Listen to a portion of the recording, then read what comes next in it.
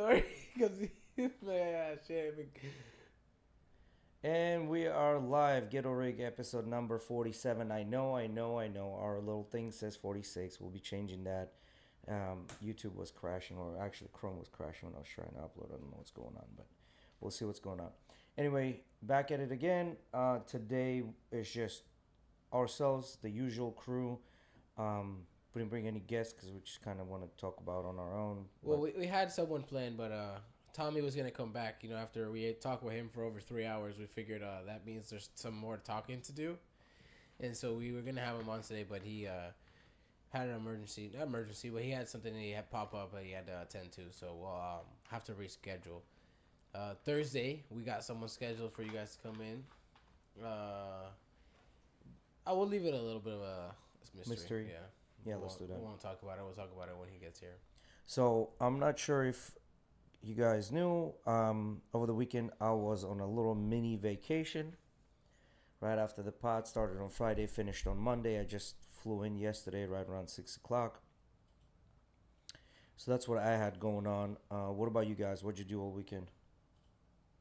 Oh, me? I mean, I work on the weekends. Yeah. So, but you don't you get Friday? You get Friday off, don't you? Thursday, Friday. True. Friday, Thursday, Friday off. I guess Friday's one of those days where it's like half the day's a weekday, half the day's a weekend. I guess I don't know. That's considered, right? Because you gotta work sometimes during the day.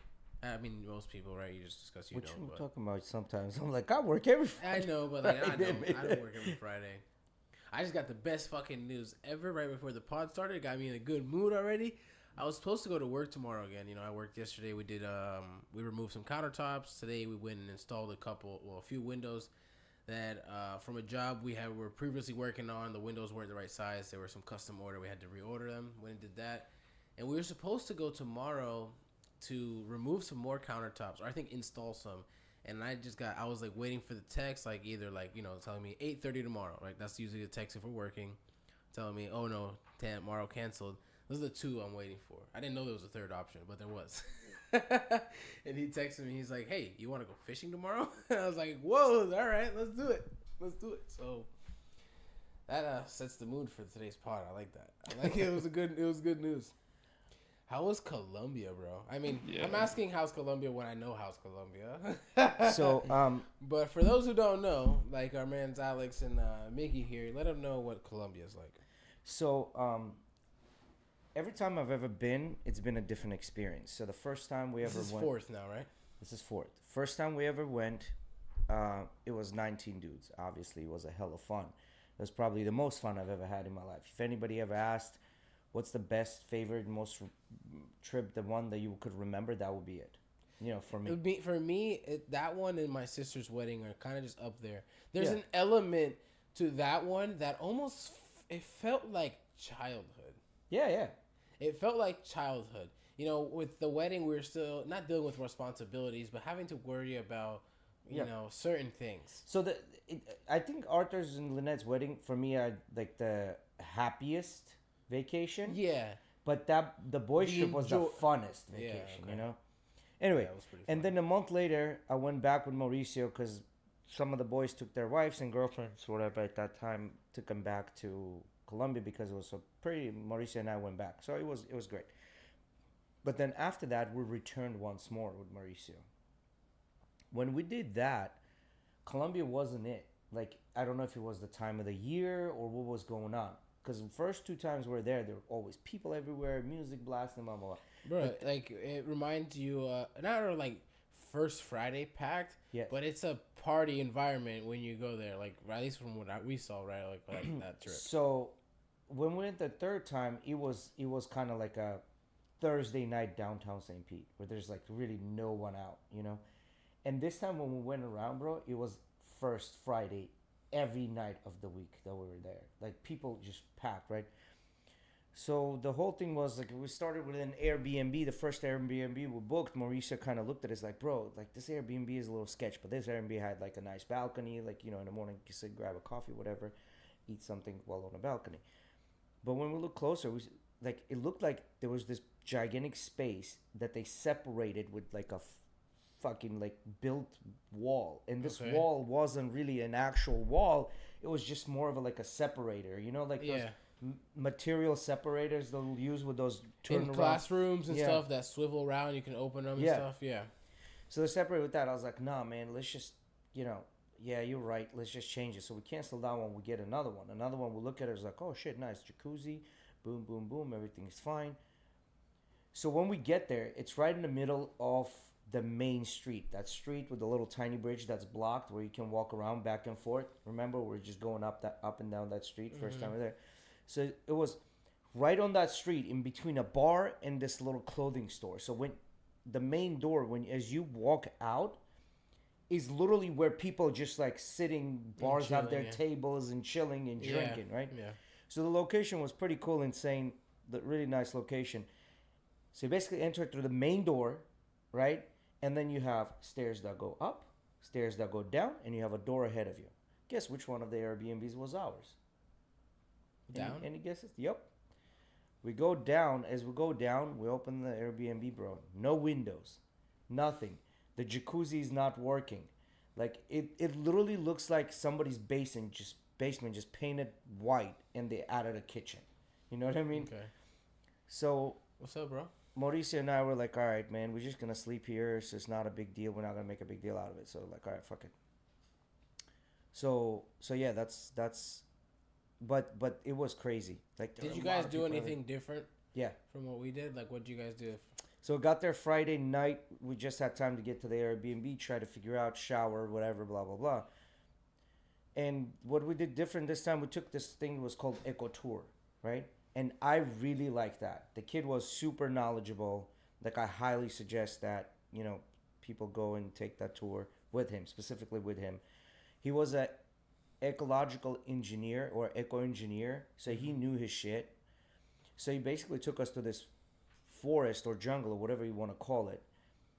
So for those that don't know, like, there's a river that goes through Medellin, right? The city of Medellin. And obviously these rivers connect with streams, right? They're coming down from the mountains, right? So it took us towards one of the streams that has a waterfall. Okay. So the way the tour starts, it was a 1.5 hour walk one way and then 1.5 hour walk back, right? But halfway through the walk, like about 30 minutes into it, you start walking through the river itself. Like, you can go on the sides if you want, which like we would do. We would just like periodically go to the side and then come back in. But you can also walk through the entire river, up the stream and then down the stream, because the river is not deep. Like, at some places all the way to your waist. That's the most depth you're gonna get. So that one was really cool. And as we're walking around, the guy would be like, wait. He's like, look at this. And be like, well, what are we looking at here? He goes, look, it's a butterfly that has no, the wings had no colors on. Like, it was just crystal clear. This is transparent. Mm-hmm. So it's like, oh, this is called this. And then he found a millipede, like an actual millipede. I've never seen a millipede live. And he picked it up on his end because it wasn't a centipede, the ones that are poisonous. Well, I think there's certain species of both Yeah. that are probably maybe venomous or poisonous. I'm not sure. So he found that. He picked it up. He's like, hey, guys, you want to pet it? You know, boom, boom, boom. And then you let it go. Bunch of spiders and shit. And then bunch of birds, like crazy-ass birds that we saw. They pointed out. And then we finally get to the waterfalls. And mind you, this is after heavy night of drinking and traveling the day before, right? So Mauricio and I are dead at this point. Like, first thing we do, jump in that cold water. That waterfall just kind of hits us, so we just kind of wake up. So that was a super cool trip. I really liked that one a lot. That was a pretty legit trip. And then Sunday for lunch, we went to this restaurant which was about 40 minutes away from where we're staying, and it's up on top of the mountains and it overlooks down to the city. So it's kind of like an observation deck with a restaurant. You guys had a pretty good view, huh? Yes. So we did that. A lot of forest, huh? Huh? A lot of forest. A lot of what? A lot of forest. Forest? Yeah. No, Was it like an overlook over like a forest type stuff? no, it was overlooking the city itself. Like, you Oh, can see okay. the buildings all the way down. Because City of Medellin, the way it's set up, it's in a valley, but that valley is long. It's not just round, right? It's super long, and we're on a south part of the city, where you could see all the way to the north part of the city where other cities are, right? Like, so you can see all that. So that's kind of cool. We spent like 4 or 5 hours there, just chilling, eating food, and drinking, and whatever. And then nightclub again. Every night we went out to eat something in a nightclub and whatever. What was your go-to drink? Mine? Yeah. Bro. While we were sitting and eating food, I was drinking more vodka. But then when we were in the nightclub, I was doing whiskey because it was more like order a bottle. So we ain't going to just order a vodka bottle and a whiskey bottle and then just too much alcohol. So we just... So you're just staying lit all the time, huh? Huh? So you're just staying lit all the time, huh? I know he was. Yeah, there's no single... No stop? No stop, really. No, How many honestly, Colombian girls honestly. you riz up? So... It's not really Riz. I'm a It's man like- of God. I'm a man of God. I'm a man of God. So super peculiar thing about this, right? So obviously we were at this main street that was blocked that I was telling you about, the one that we're staying on. People sit at the tables, and these are restaurants. They have outside seating. People sit at the tables, and you can see they all have a drink, but it's usually like a Corona or a beer. That's it. Anytime we would sit down, it would be actual drinks. Because, Mauricio was drinking, whatever, Buchanan or Jack. And he was drinking it with Coca-Cola. So there was Coca-Cola on the table, soda water on the table, bottle of water on the table. So basically the table was full of drinks, including alcohol. And every time we would sit down, we would get something to eat. And what I noticed, a lot of the girls would walk by the table and they would just look at the table and try to get your attention, right? Like they would smile, or they'll walk by and then turn back around, smile again, pretty much like, hey, come talk to me, Fine, I get that. These are the single girls walking around. But the girls that were walking around with the dudes would do the same shit, bro. That part was to me very funny. Interesting. Doesn't that just tell you that they were just maybe being friendly and giving you a nice smile while they were walking by? Mickey, there's a difference. Now, if that's the case, they would do that to every single person that was sitting at those tables. But they would do that only to us after seeing all the food and extra shit that's on the table. Or seeing you guys are foreigners, maybe. Or seeing that we're foreigners, because we're sticking out like a sore thumb. As I said, our tables were always full of either food or drinks or combination of both. I see. And we were definitely sticking out. The way we were dressed, the way we were like laughing and enjoying our time and things like that. So they would look, and that was a super strange experience, right? Like, because you don't realize, like, every time you go out here, like, it could be a normal thing. Over there, no, bro. Like, they'll get one beer and then they'll sit and nurse that beer for an hour and a half, because majority of people don't have the resources, right, per se. They like to go out and have fun, but they don't have the resources necessarily to drink. And it wasn't just that, because It must be a fucking dream every time like a foreigner comes by and is like, hey, let's go party. Just get a whole entire night. yeah, because you can think about it. In the restaurants, the actual restaurants we went to, yeah, people would eat and drink. But in those cafes or outside seating restaurants, people would just like kind of like people watch and have one beer, and so it's weird, man. You can tell that people don't have a lot of money, but you can also tell they don't give a shit. They're out there spending the money. You know what I mean? It's just one of those things. They're just out there having fun as well. There's a lot of that money comes and goes mentality. It seems Yes. like. Mhm. It's like, Yes. because you ask them and you can start talking to someone and they'll be like, yeah, I only make, I don't know, $200 a month. And then they're like, yeah, but this beer costs $6 in this area. And you're like, bro, what are you doing? Like, well, Yeah, that's Art wants to hear Miggy. He says we can't hear Miggy. you Arthur, can't. I'm pretty sure you can hear me. No, they can't hear, because I can't hear you, Mickey. I don't know You if can't that's hear me? normal. No, I can't hear it. Here, Yeah. Miggy, do this. Do I need the other cable? Yeah, it's right here. This one. It's hanging off this one, yeah. So while Miggy's fixing that, anyway, yeah, so Boom. yeah, that's Hey, what's good, my boy? basically that's basically that was the difference. So because so I'll tell you another experience. So we went out to Perro Negro, which is considered one of their best nightclubs out there, right? Perro Negro. Perro Negro. And we walk in and we tell them, hey, listen, we want a table. And they're like, well, here's a table. We're like, no, we want an actual table where we can stand up, sit, normal table. Well, that's VIP section. That's going to cost you money. I was like, I understand that. We want the table. You know what I mean? So anyway, we get the table. We immediately get a bottle. We put the bottle on there. The table, again, is full of drinks. Like, whether it's soda water, whether it's Coca-Cola, it's just a bunch of shit on the table. Because, what if you want water, right? And the table next to us, there were a couple of VIP tables. Those tables were empty. Nobody was getting them. Even though the nightclub was packed, bro. It was like sardines in the nightclub. So those 2 VIP tables were empty. The VIP table next to us was not empty. And there were young guys that also got a bottle. But their table only had the bottle. Like, it didn't have anything else, right? And while we were there, you could tell these, like, girls, like, they would try to concentrate in front of you and try to get your attention to get up onto the VIP and, like, drink with you and hang out and party, right? Like, so I don't think it's any different than any other country out there. You know what I mean? So, I don't know. It's just one of those things. Is your computer in the same place as last time? My laptop should be, and please put it back. Anyway, so yeah, so Thank you. we had fun. I always say, like, a lot of guys always think like, oh, you go to Colombia or any other country, oh, you just go in there for the women, blah blah blah. In my opinion, that's bullshit, because I think girls are the same no matter where you go. They're really the same, like the way they think, the way they move. They're just the same. Yeah, like there might be a little bit of difference where All guys are the same. No, in some of the countries they might be a little more domesticated. You know? You can say that. Yeah. Wow. Yeah. I don't know if you can say that.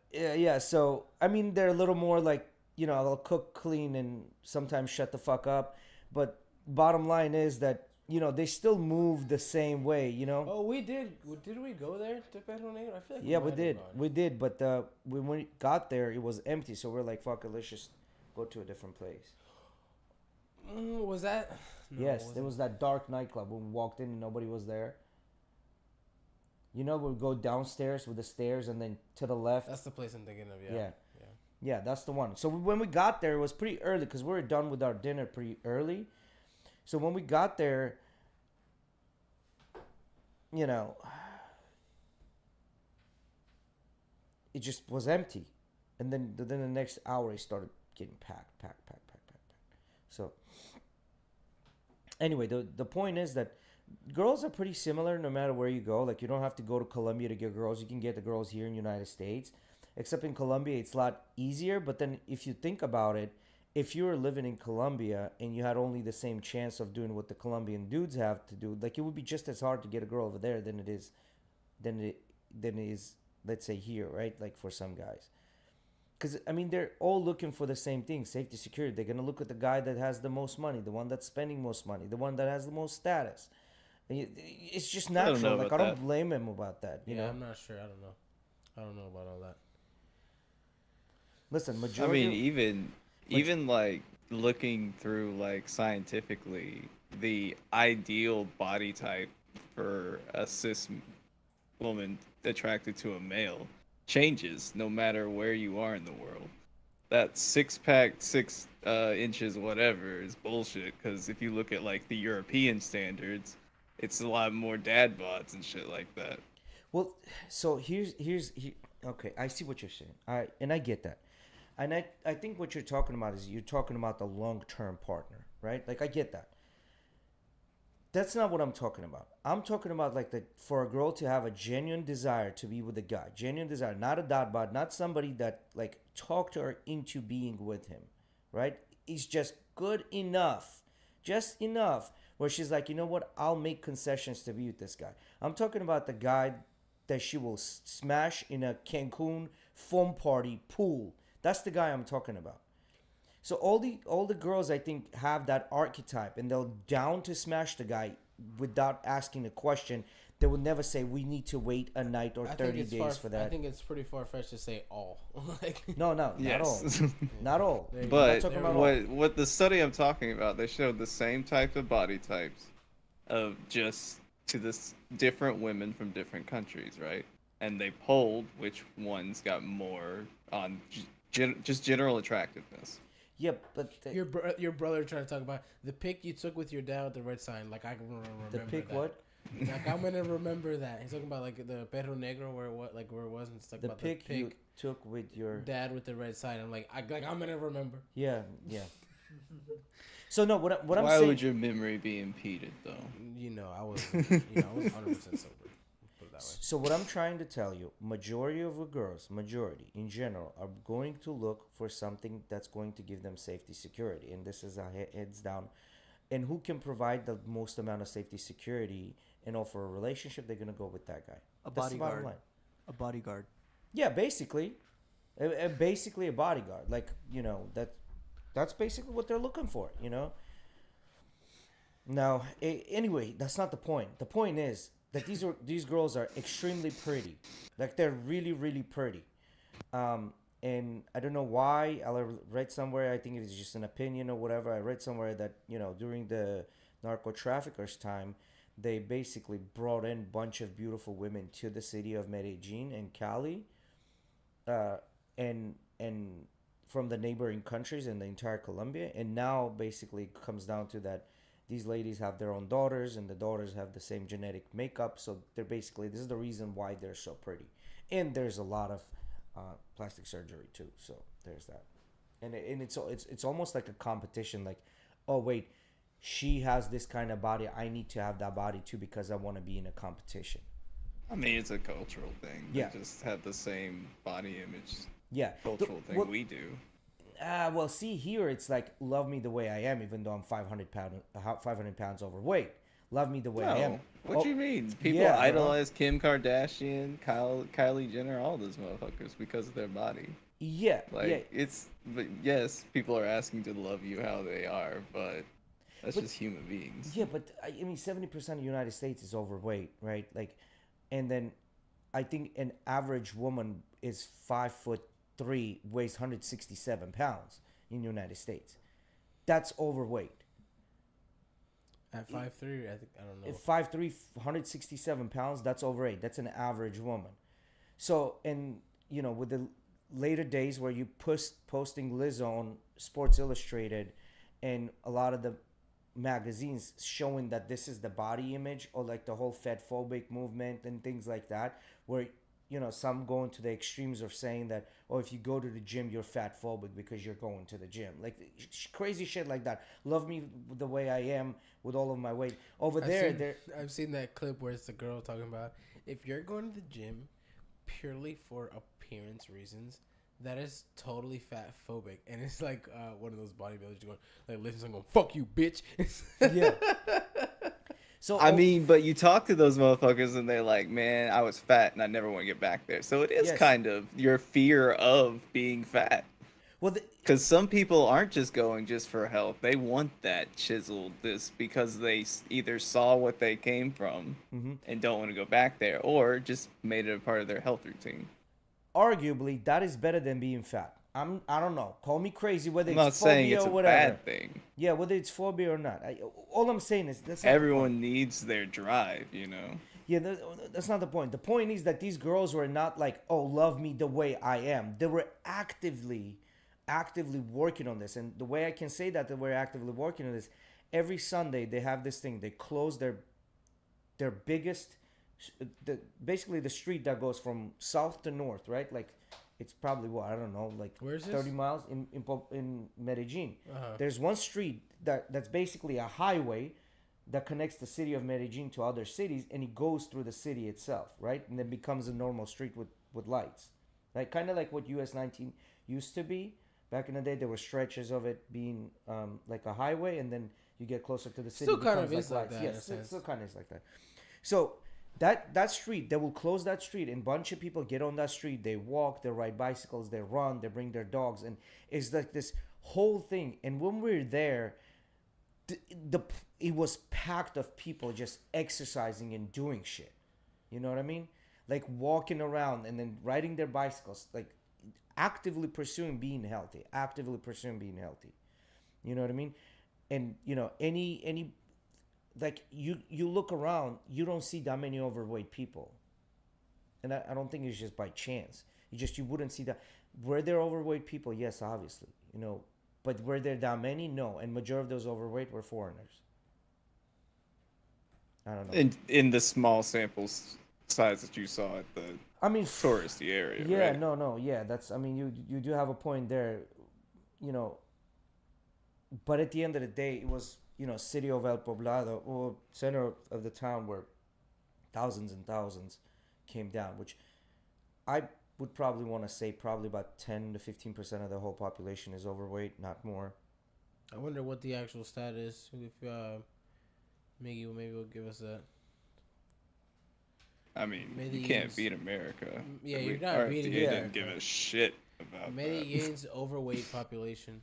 Yeah, so, and now here's the thing: a lot of girls with plastic surgeries, a lot of girls. I mean, you can clearly tell their stomachs have been done, their faces, their lips have been done, their noses have been done, their asses have been done. To some degree, a lot of girls had some work done. To Are some we just degree, looking at Medellin or? Give us Medellin and the ones that are naturally pretty, and Colombia as a whole. Look at us both. the ones that are naturally pretty, they don't have enough work done to them. You can tell that they're just naturally super super pretty. All the other ones, like, literally had work done, and you could tell it's a big part of the culture to get that done.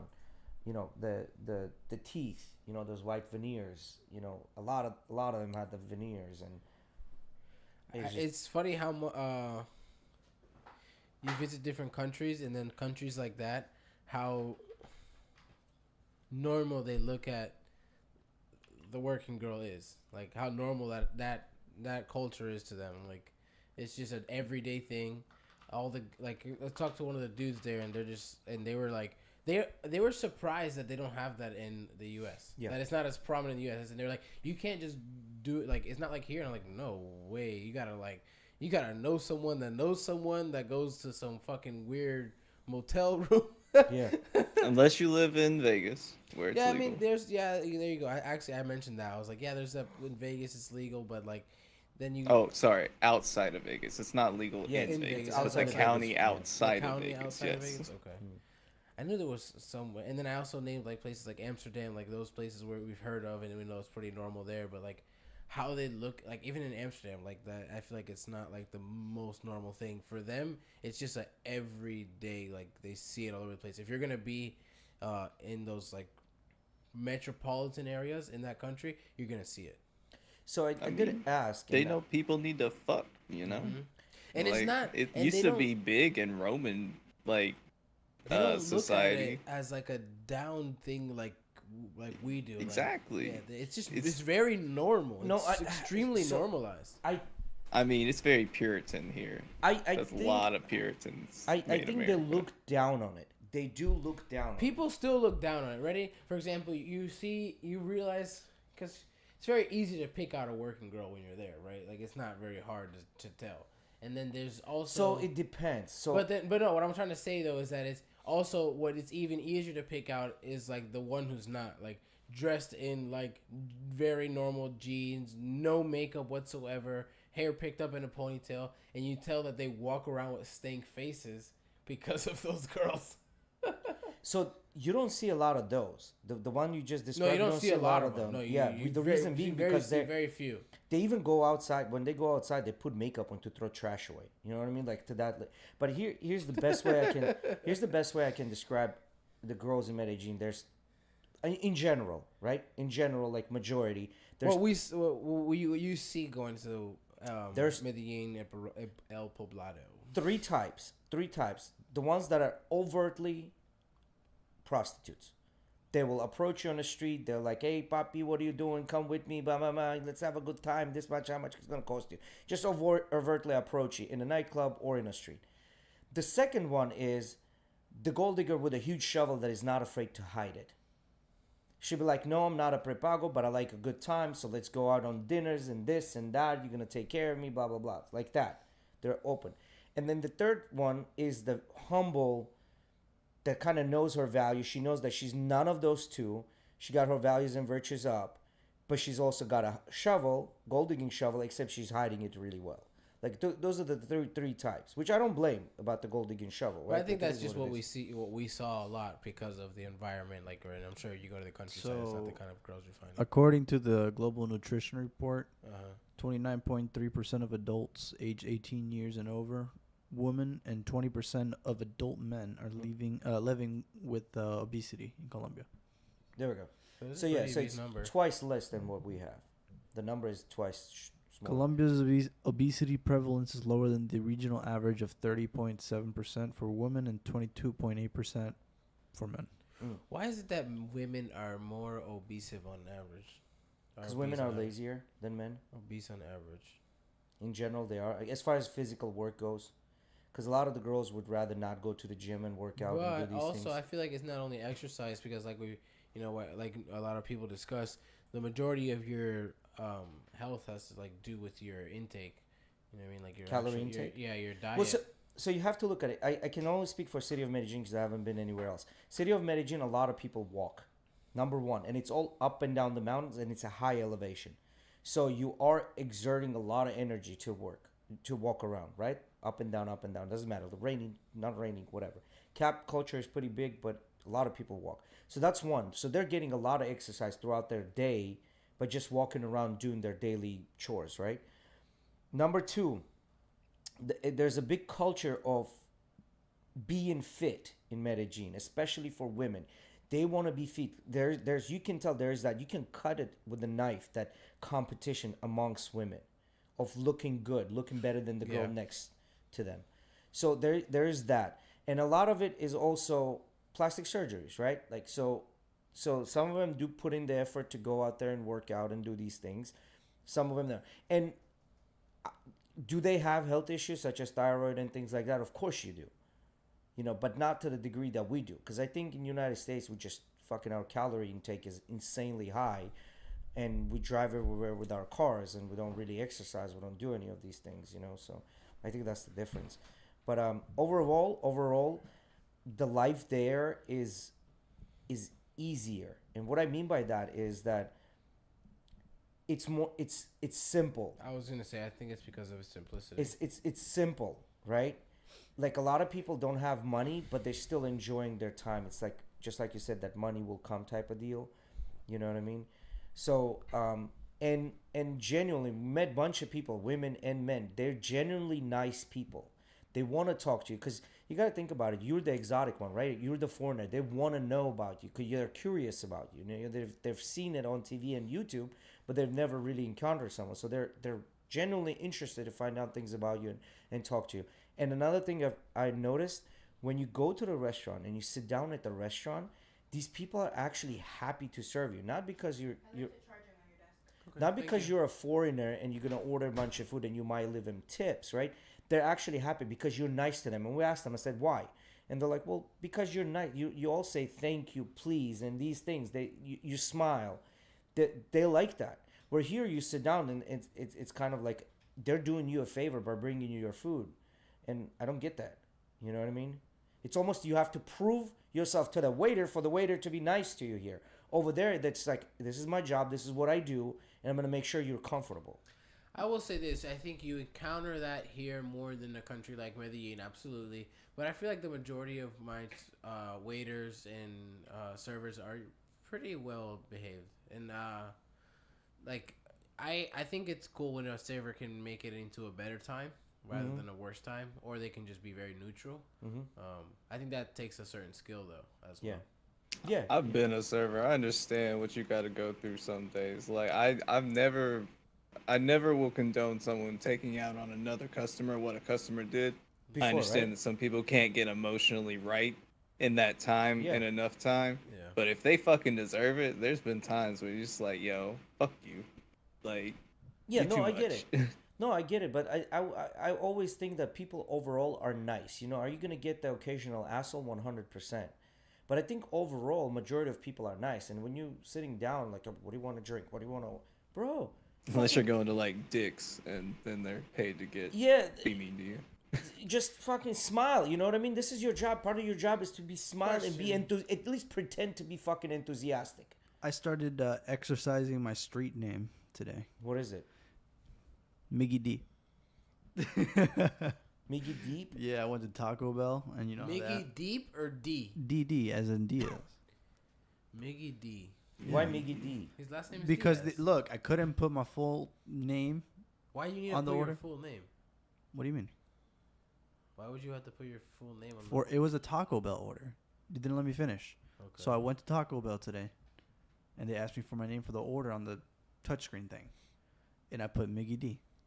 And I actually got called by Miggy D. Miggy D. Yeah. So I think overall experience was good. I think everyone should try it. Anyone ever want to go there, just let me know. I'm always down to go there. Well, I kind of know the lay of the land at this point. You know, and another thing was super cool because we went to this store. There's this leather store. It's called Vélez. And they sell a bunch of leather goods, and they're good quality leather goods, shoes, bags, whatever, for shopping. And then we ended up going to that store. Mauricio wanted to get the night carry-on bag. He ends up getting down. I got a pair of shoes and a leather belt for $60. And that was $60. And then when we went to the airport, you can fucking write that shit off the taxes, and they're going to send you the taxes back. So another 20% is going to come back to you. So overall, it's very economic trip. It's a very economic trip. You'll literally doing all the crazy shit that we did, all the crazy party and all the bottles and everything. That's still cheaper than one day in Vegas will cost you. And if you can somehow figure out to do something that me and Rodolfo did, I don't even know how we pulled it off, but we were never charged for a hotel room. Yeah. We put down the card. I put down my card on the application. I used Expedia or one of those like things to book the hotel, and everybody was charged during checkout. I was never charged. Yeah, and even if they charge you for the hotel we stayed at, it wasn't one of the best hotels, but it wasn't the worst one either. I think I would say it was probably like 3.5, 4 stars hotel, right? Pretty good amenities. Only cost me $250, or it was supposed to cost me $250 for two for me two and Rodolfo. Yeah. Yeah.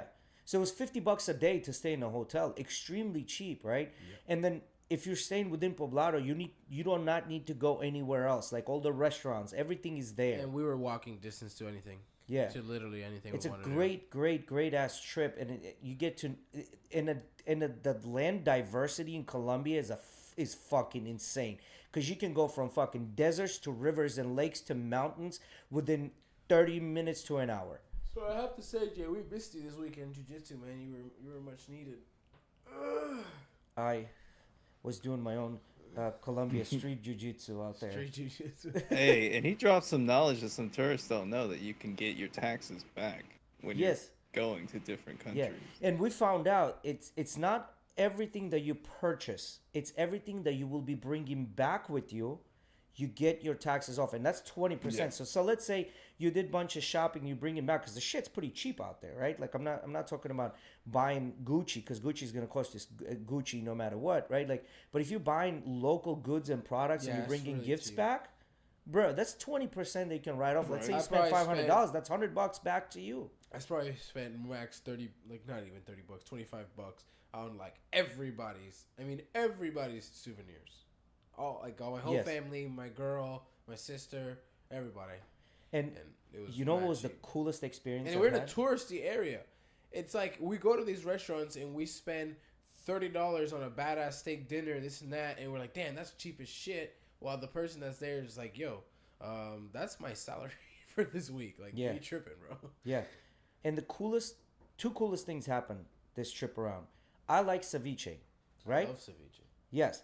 Now, I like ceviche, but that comes and goes. Like, sometimes I want ceviche and sometimes I don't. We went to a Peruvian restaurant. We went to a Peruvian restaurant, bro, there. The ceviche, when I ate the ceviche, I was like, holy shit, what is this?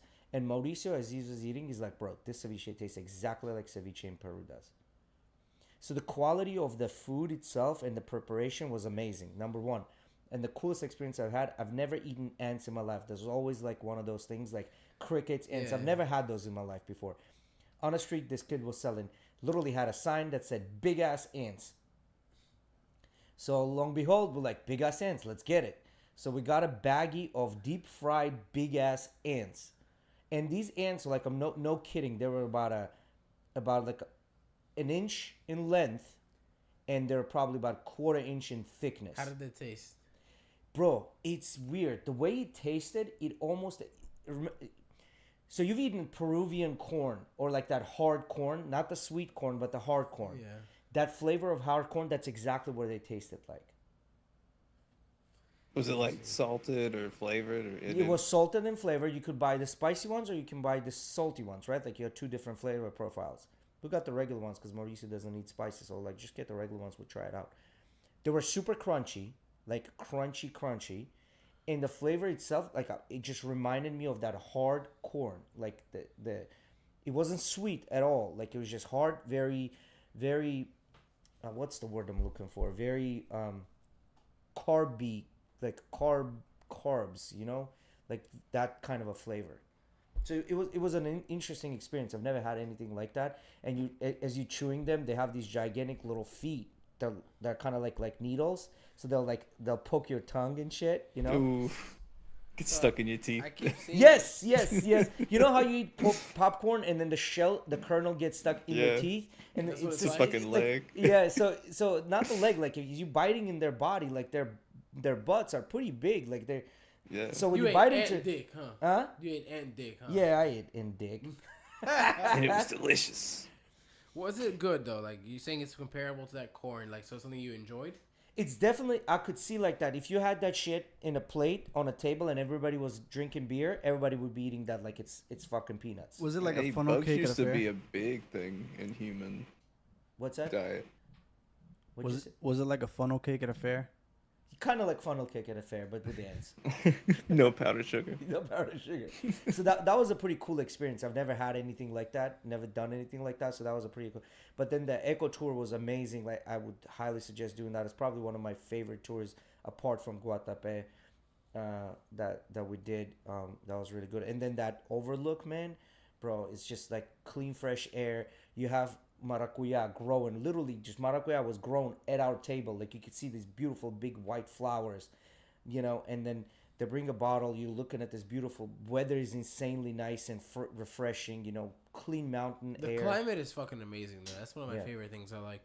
Is because it's not cold. It gets a little chilly at the nighttime, but it's nothing crazy. It's literally just drops to maybe not really chilly. It just gets like the 60s in the nighttime, and then during the day it doesn't really go above like 74. Yeah. It doesn't really get that hot. And if Medellin and Colombia is not on your list of going to the trips, you're fucking up in life. Yeah, you gotta literally go. it needs to be on there. Because not only that, they do take pride in whatever they're doing, which means in the restaurants, the cooking, the food, they take really pride in giving you good quality shit. You know what I mean? Don't get screwed over because you're a tourist because they're selling you some shit, right? Like, but in general, I think I think it's worth it. So I'll always go back to Colombia. Let's just basically say that it never gets tiring. I'll always go back there. I gotta get up at the ass crack of dawn. I gotta be ready by 5. By 5. Hey, that's what fishing is. I'm waking up. Yeah, That is what fishing is. But guess what? You I gotta going do? out on the boat? Yeah, we're going out on the boat. yeah. I'm getting up. We'll at probably 6:40. go. If it's calm, we'll probably go out. Probably go 5 to 10 miles out, depending on whatever spot he wants to pick. We have a spot that's named after my nickname. That's like 5-6 miles out. We might go there to the Willies. Yeah, no, so look, all right, I'll explain this. I hate this nickname, by the way. I don't like when anybody calls me it, but I let him call me it because whatever. He's the one that he's the one that gave it to you. And he kind of like signs my paycheck at the same time. So, but my boss likes to call me Willie, and people think it's very harmless. But when I tell them why he calls me Willie, they're like, "Oh, he's a fucking dick." So it's Willie because he calls me Willie because he tried to call me Huele Bicho one day, and then he like thought of Willie as a nickname. Huele Bicho means cock sniffer in Spanish. If you want me to translate Emotional damage. So yeah, that's where that came from. And then Damn. yeah, cock sniffer is what that means technically. And then yeah, I remember one day we went out on the boat. We went to that spot, and for whatever reason they named it after me. I guess it is what it is. The Willies. Oh, and their Spanish in Colombia. I mean, you saw that. It's it's different. The way they talk is different. That's one of the South American accents that is very, very quick to pick out.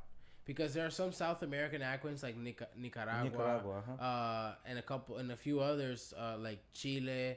Oh, not Chile. Chile's a little closer to like Colombia, but Nicaragua and Ecuador and stuff like that. Some of these countries, I'm sorry, I can't tell the difference. Uncultured swine here, but they sound very similar to like Mexican dialect to me. They do. To me, when I hear them to my ears, right? They do. And I understand the Spanish from top to bottom usually. Only I feel like every dialect around the world has its grunters, right? And then like with when it comes to like or like grunters or mumble talkers, like what I like to call them. And so like those people are kind of hard to understand. Like Cubans, Dominicans have that, Americans have that. I feel like every dialect has that, where it's just like so like slang driven and like not slurred. Like yeah, the speech is almost slurred. Yeah. And like And you're combining words together. yeah, you combining words together that should be 5 synonyms, and you're literally saying 2. Yeah. 2 words instead of 5 words. You're saying 2 words. Yeah. You know? It makes So- it really hard Like for that people good who are trying to learn southern the language. draw. Yeah. There you go. That's what I mean. Every dialect, I think every dialect has that, or every language has that within their own dialects as well. Because I feel like you can have a New York accent that's super strong. You're like, what the fuck you just said? You can have a Boston accent that's super strong. You're like, Yeah. what the fuck did you just say? And it's the same thing. And it's not just the language. It's within every dialect within that language that you have that. Right. And they speak a very proper Spanish. And what I mean by that, Yes. even yes. if you are a couple with somebody, right? Like there's, in the United States we have you. When you say you, meaning like singular you and plural you is the same word. It's you, right? But in Spanish you have 2 different words for each, right? Like you have the tu for you singular, and then usted for which is plural. formal, which is Even if they're a From the couple, Latin. Yeah. even if they're a couple and they've been dating for a while or friends, they call each other the plural you, which is more of a not plural, formal. formal. It's not plural. It's not necessarily plural because it can be used as singular as well. Because when it's plural, it would be ustedes. Ustedes, yeah. Right, but but it's usted just is the more it's actually- formal way of saying It you. is legit what they call a formal way, right? Because I took Spanish class through high school, right? And they teach you that that's just how you speak to elders. Yes. Or people that are of With higher respect. status. Status, you know, with respect, yes. Respect, exactly. Usted.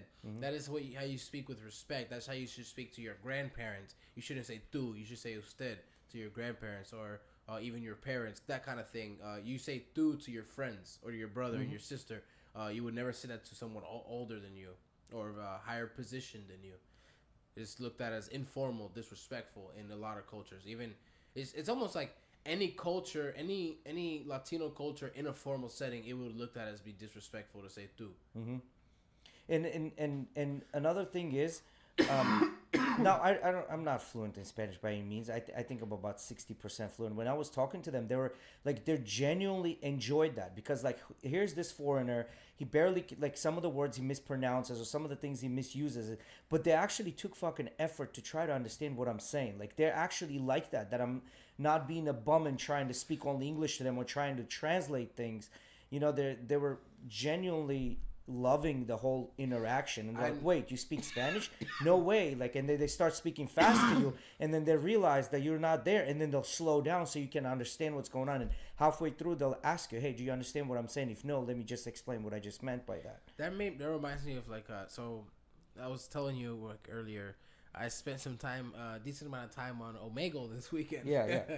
Talking to random people. And I got this really interesting point, kind of like related to what you're talking about, like cultural appropriation, that we're talking, given like the whole scenario we talked about the other day about like this guy that dressed up in the mariachi outfit or the classic Chinese attire or whatever it was, and went to these places and talked to these people, right? And then I never heard of this before, but this girl was telling me like basically like another point you have to look at that it could be disrespectful is when these people try to act like they're really these things and forget about their real culture and trying to put a facade. And I never seen that before. Have you? I've never really seen someone. So I think Oh, I've seen never it. mind. There's Never a mind. fine line Never between mind. appropriation and appreciation. There you go. so for example, like when I was there, because in Colombia Never they're mind. very I can think of a bunch of examples. I just thought of it in a different format. so when they talk to each other, right? They have that cariño, like what you're talking, like the cuddles type Yeah. of thing, in the, where they call each other like amor, muñequita, like doll, Yeah. love, and things like that. They use these type of words, and when Yes. I'm talking to them, I'm using those same words, and like, oh my god, this foreigner is using our words. Like they were loving that, they were eating that shit I up. find You know it what I mean? so I don't know what it is, but I find You're a it, Christian man. Yeah, you're a Christian man. Yeah, I told So them you I'm a just- man of God. You just entertained it. You didn't really. Okay. I find it so funny that I feel like I adapt quickly to other dialects. Like the moment I'm in that setting of Medellin, I'm gonna start doing the same thing. Like, Yeah. I'm gonna start spitting just like how they spit, and I feel like it's just something I do unnaturally. That's the I don't Dominican even blood really- in you. I Y'all, don't really. y'all always like. That's what it is. It's the Dominican in you. 3 days on Omegle saying bruv. Yeah, like right. Okay, so I have it set on London, and then every time I see it says London, I say, "What's up, bro?" I always say it just like that on purpose, and it's just like. And then the more I talk to them, the more I'm starting to actually do it, not on purpose. You know what I mean? It's just like becoming a part of it, and I don't know. No, Because sometimes you feel like I feel like some people can look at that as disrespectful. yeah. Sometimes that it can come off that way, but I don't know. So you know, okay, I feel so like I don't mean it in a disrespect. You're using it as a way to connect to There you go. their culture. And you know Yes. what's funny? I be saying, "What's up, bro?" And then when I say another sentence, that's when they go, "Oh, you're American?" I swear to God, that's happened a few times, and it's like because I'm pulling it off now. I'm starting to pull off the accent just on the first sentence, at least. so another thing is, you know how in Dominican Republic you have a very distinct way the way males speak, and the very distinct way the way females speak. Real quick. I know you said you called Mauricio to come. Yeah. Was it to come over? Yeah, talk? to come over. Why don't you come, bro? You should still come. We can have you jump in, man. He's in the chat right now. He said, "Sorry, Jay, I missed Yeah, your come call." over now, bro. We still got time. We're still we're going. we're Just come over. We just only started less than an hour ago. So. Yeah. So you know how in Dominican Republic you have a very distinct way the way guys speak, and then a very distinct way the way girls speak. Like guys are more like rough. It's more of a deeper voice coming in from like the diaphragm, where women are more like feminine, right? Yes. In Yes. Colombia, it's not like that. Men and women speak very soft. Yes. Both speak Yes. extremely soft. Yes, You you're know what I mean? you're absolutely right, and that's something I noticed. And I might have actually false gayed probably a few of the men there just because of that. Because of the softness. Yeah. But you can tell, like, if they're And that's me gay, being an asshole. I like, get if it. they're gay, they're openly gay. Like in Colombia, that thing, Oh yeah. that gay, even though they're extremely Catholic country, and I'm sure there's a lot of prejudice there, but they're openly gay, whether it's trans or somebody that's gay, they're not afraid of it.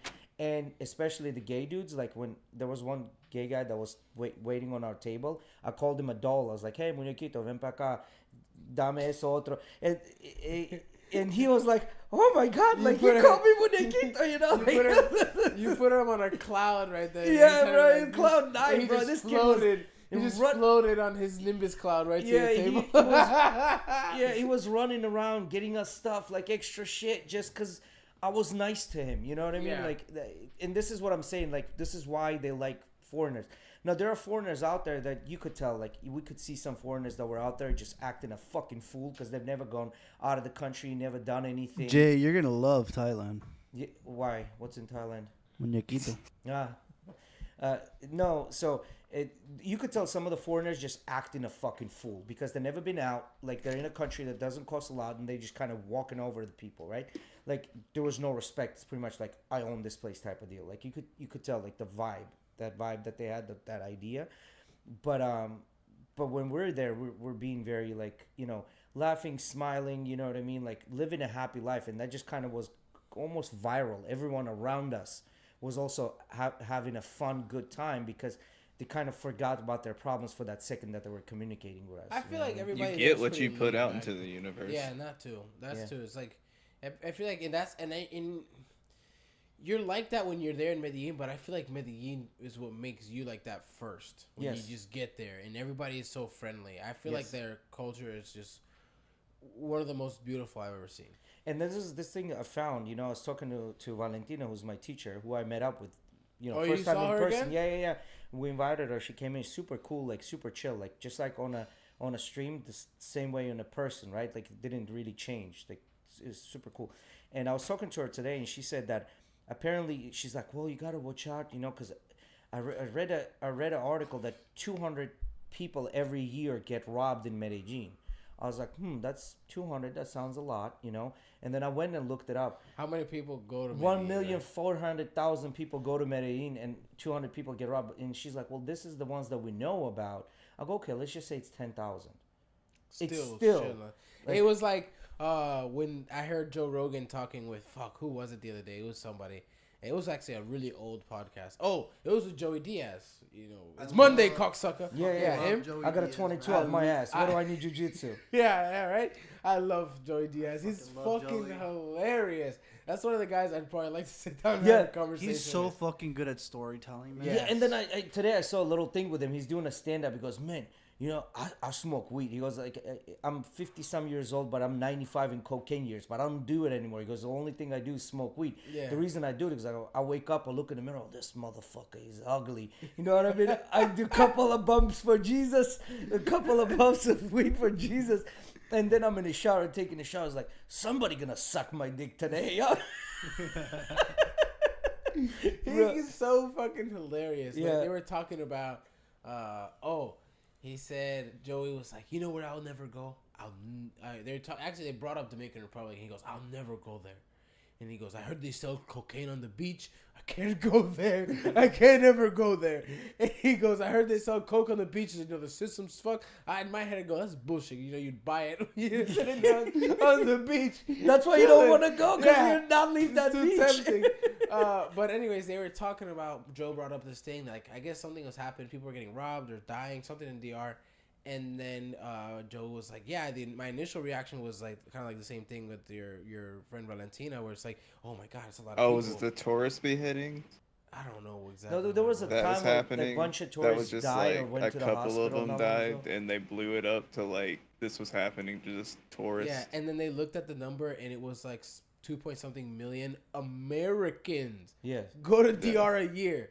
It is like one of the like biggest places like for tourism ever. I mean, Punta Cana is literally a huge Punta Cana, and what's the other city? It's literally tourists. If not the tourists, it- Punta Cana would not exist. Like in general. That's literally it. I mean, it's not. I mean, that's technically still considered Punta Cana, that top beach. But yeah, it's literally a whole entire.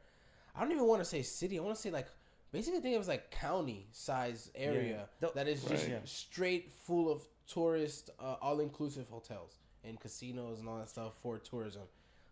So It's I amount just of like money America. You can find those places where you shouldn't be, or you're gonna be in danger if you're there. But like, well, see, here's the thing: the store we were gonna go to, right, for this leather store I said earlier, because I've asked a couple of people that live there. It's like, hey, what do you think about this area? And they're like, oh my God, it's dangerous.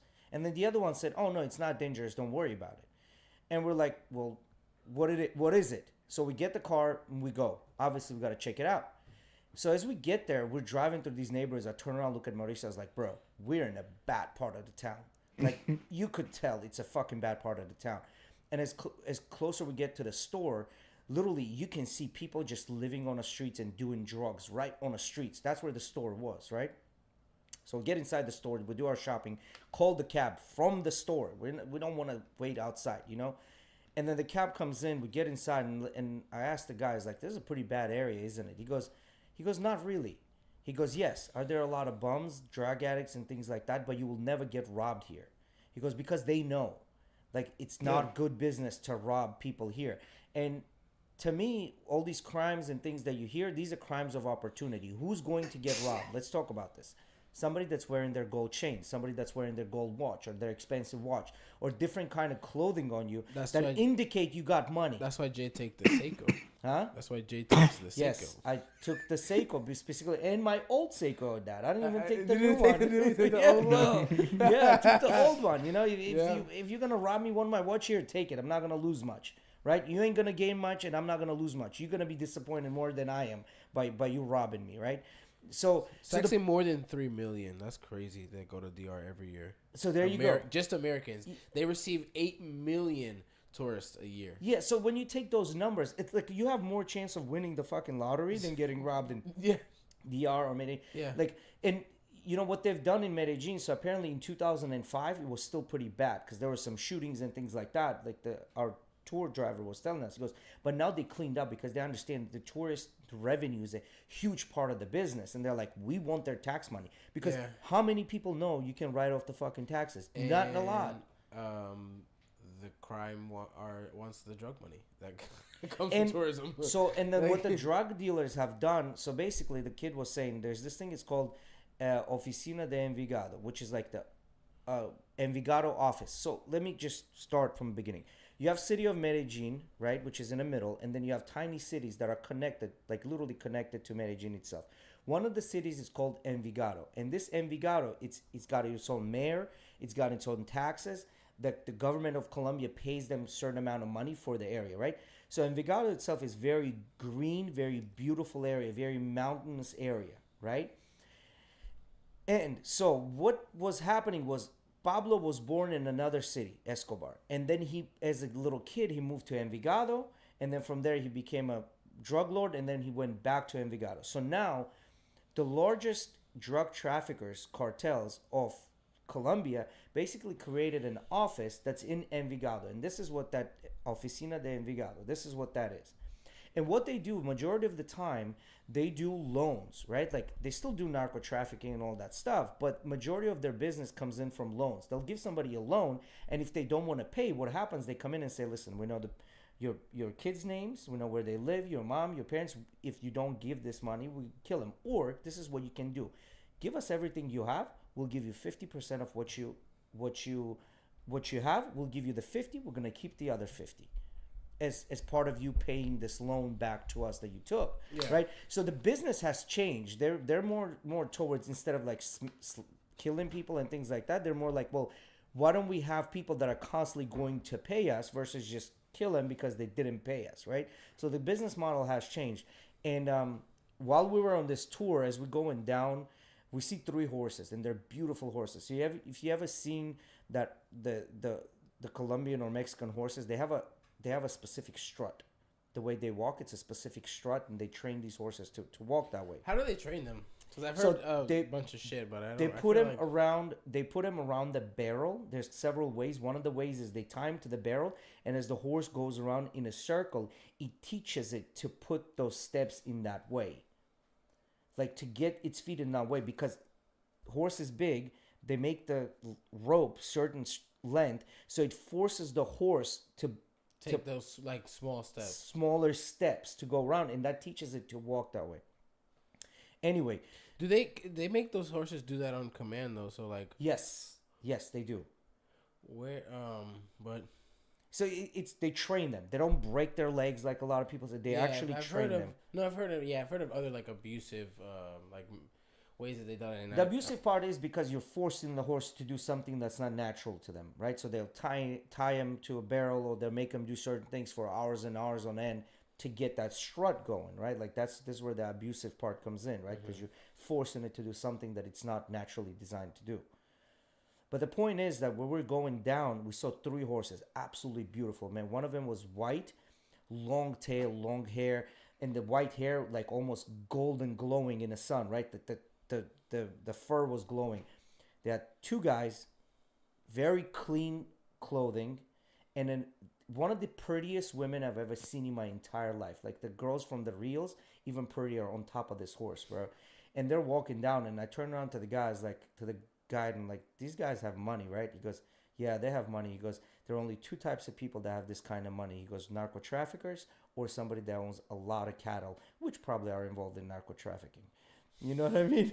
So he said, the cattle's just legal front. Yeah. So, but gotta wash it somehow. Yeah. So I saw the horses. Well, first I saw the girl. Actually, you couldn't miss that ass. You know what I mean? Like you couldn't. The first thing you saw was that ass, and then you see the girl. Like, all right, ass is beautiful. The body's beautiful, and then what does the face look like? You turn around, look at the face. Absolutely gorgeous. Like fucking just painted. And if I were, you know, from 1 to 10, 9. 100% a 9. Yeah. You know what I mean? but then the horses were just as beautiful as well, you know. So that culture still exists there. Why you Like, like- you know that, you know. And remember, we looked at the statistics of millionaires. Colombia was one of the top 20 of millionaires in the world. Remember? I don't know. I don't remember. I'm not sure. When we looked at the millionaires, they were one of the, like, so there are people that make a lot of money. So there's no middle class, there's poor people, and then there's rich people. There's no middle class at all. The ones that are rich, bro, there was a wonder what's dealership of brand new G-Wagons, Porsches, Ferraris, Lamborghinis right there in the middle of the city. You could buy those cars today if you wanted. And we saw Corvettes parked on the side of the street. Like, you don't just have a Corvette in Colombia where Chevy doesn't have a dealership. You know what I mean? Like, you gotta have money to bring this fucking car in. You know? So it was a pretty wild experience. And it, like, you know, when you go in as a foreigner and like you got a little bit of money and you're spending and you're having fun, and then you realize that there are people that live there and they have like 10 million times more money than you do, that live there, and you're like, where the fuck am I fucking up in the world? Like, what am I doing wrong? You know what I mean?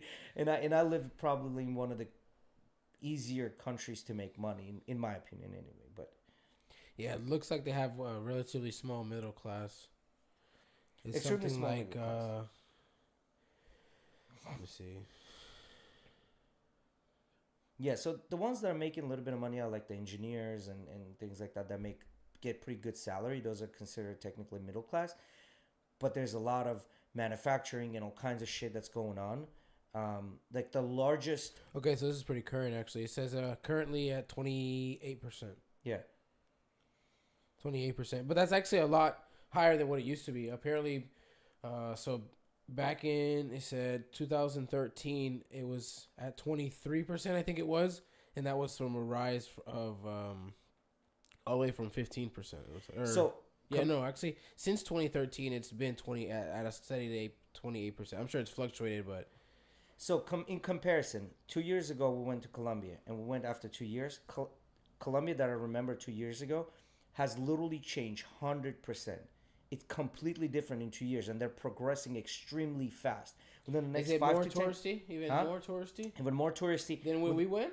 Yes, between 5 to 10 years from now, Colombia is going to be just like Panama. Really? Colombia is going to be just like Panama, and is going to be just as expensive as Panama. You know what I mean? I mean, all it takes is government effort to like focus on tourism to turn that into some, yeah, especially when you have a huge country, because it's the size of Texas. It's the size of Texas with the biodiversity of a fucking Amazonian rainforest and a land, like the entire land is very similar to the entire American continent, but all concentrated in one place in a state So of you Texas. said you were like up waist high in river water. Yeah. Ain't there a PP parasite? Were you scared about that? No, this is a clean running water, right? So it's not a stale water. Okay. So it's clean, rapid running water, right? So, no, like this water you could drink, technically. There, you know, how do I know this? It's accidentally some of that fucking waterfall water got in my mouth. Inevitably, I drank some of it, and I didn't have the shit. Hey, that's for the rest of my mineral life. water right there. Yeah. That's like So would you natural say mineral water. Colombia is like the new Costa Rica? Colombia Like is a lot new of people Costa are Rica. probably gonna end up like retiring there. Like, Hey, what's up, Tommy? Thank you, brother. I appreciate you. So coming in. Colombia right now, in my opinion, has way surpassed Costa Rica in every way, in every metric, in my opinion. They have surpassed just the United States expats or people that go to Costa Rica. Let's be honest, majority of people that go to Costa Rica are for sex tourism. Now, some of them do the whole sightseeing. They call it sightseeing, but in reality, they're there for sex tourism. If they get a wind of it that Colombia is better, it's going to change. I've saw and noticed and talked to a lot more foreigners this time around than any of the other times we've been in Colombia. Really? We even made friends with some guy that was American. Nice. And then in a nightclub, like just bunch of foreigners, they always want to talk to you because like it's like you can, you know, kind of communicate and help each other out, right? So yeah. So I They think have within a- the next 5 to 10 years, Colombia is Colombia not going has to be a as. You side talking that- about going to Costa Rica, Tommy? Talking about. I seen that on an episode of 1,000 Ways to Die.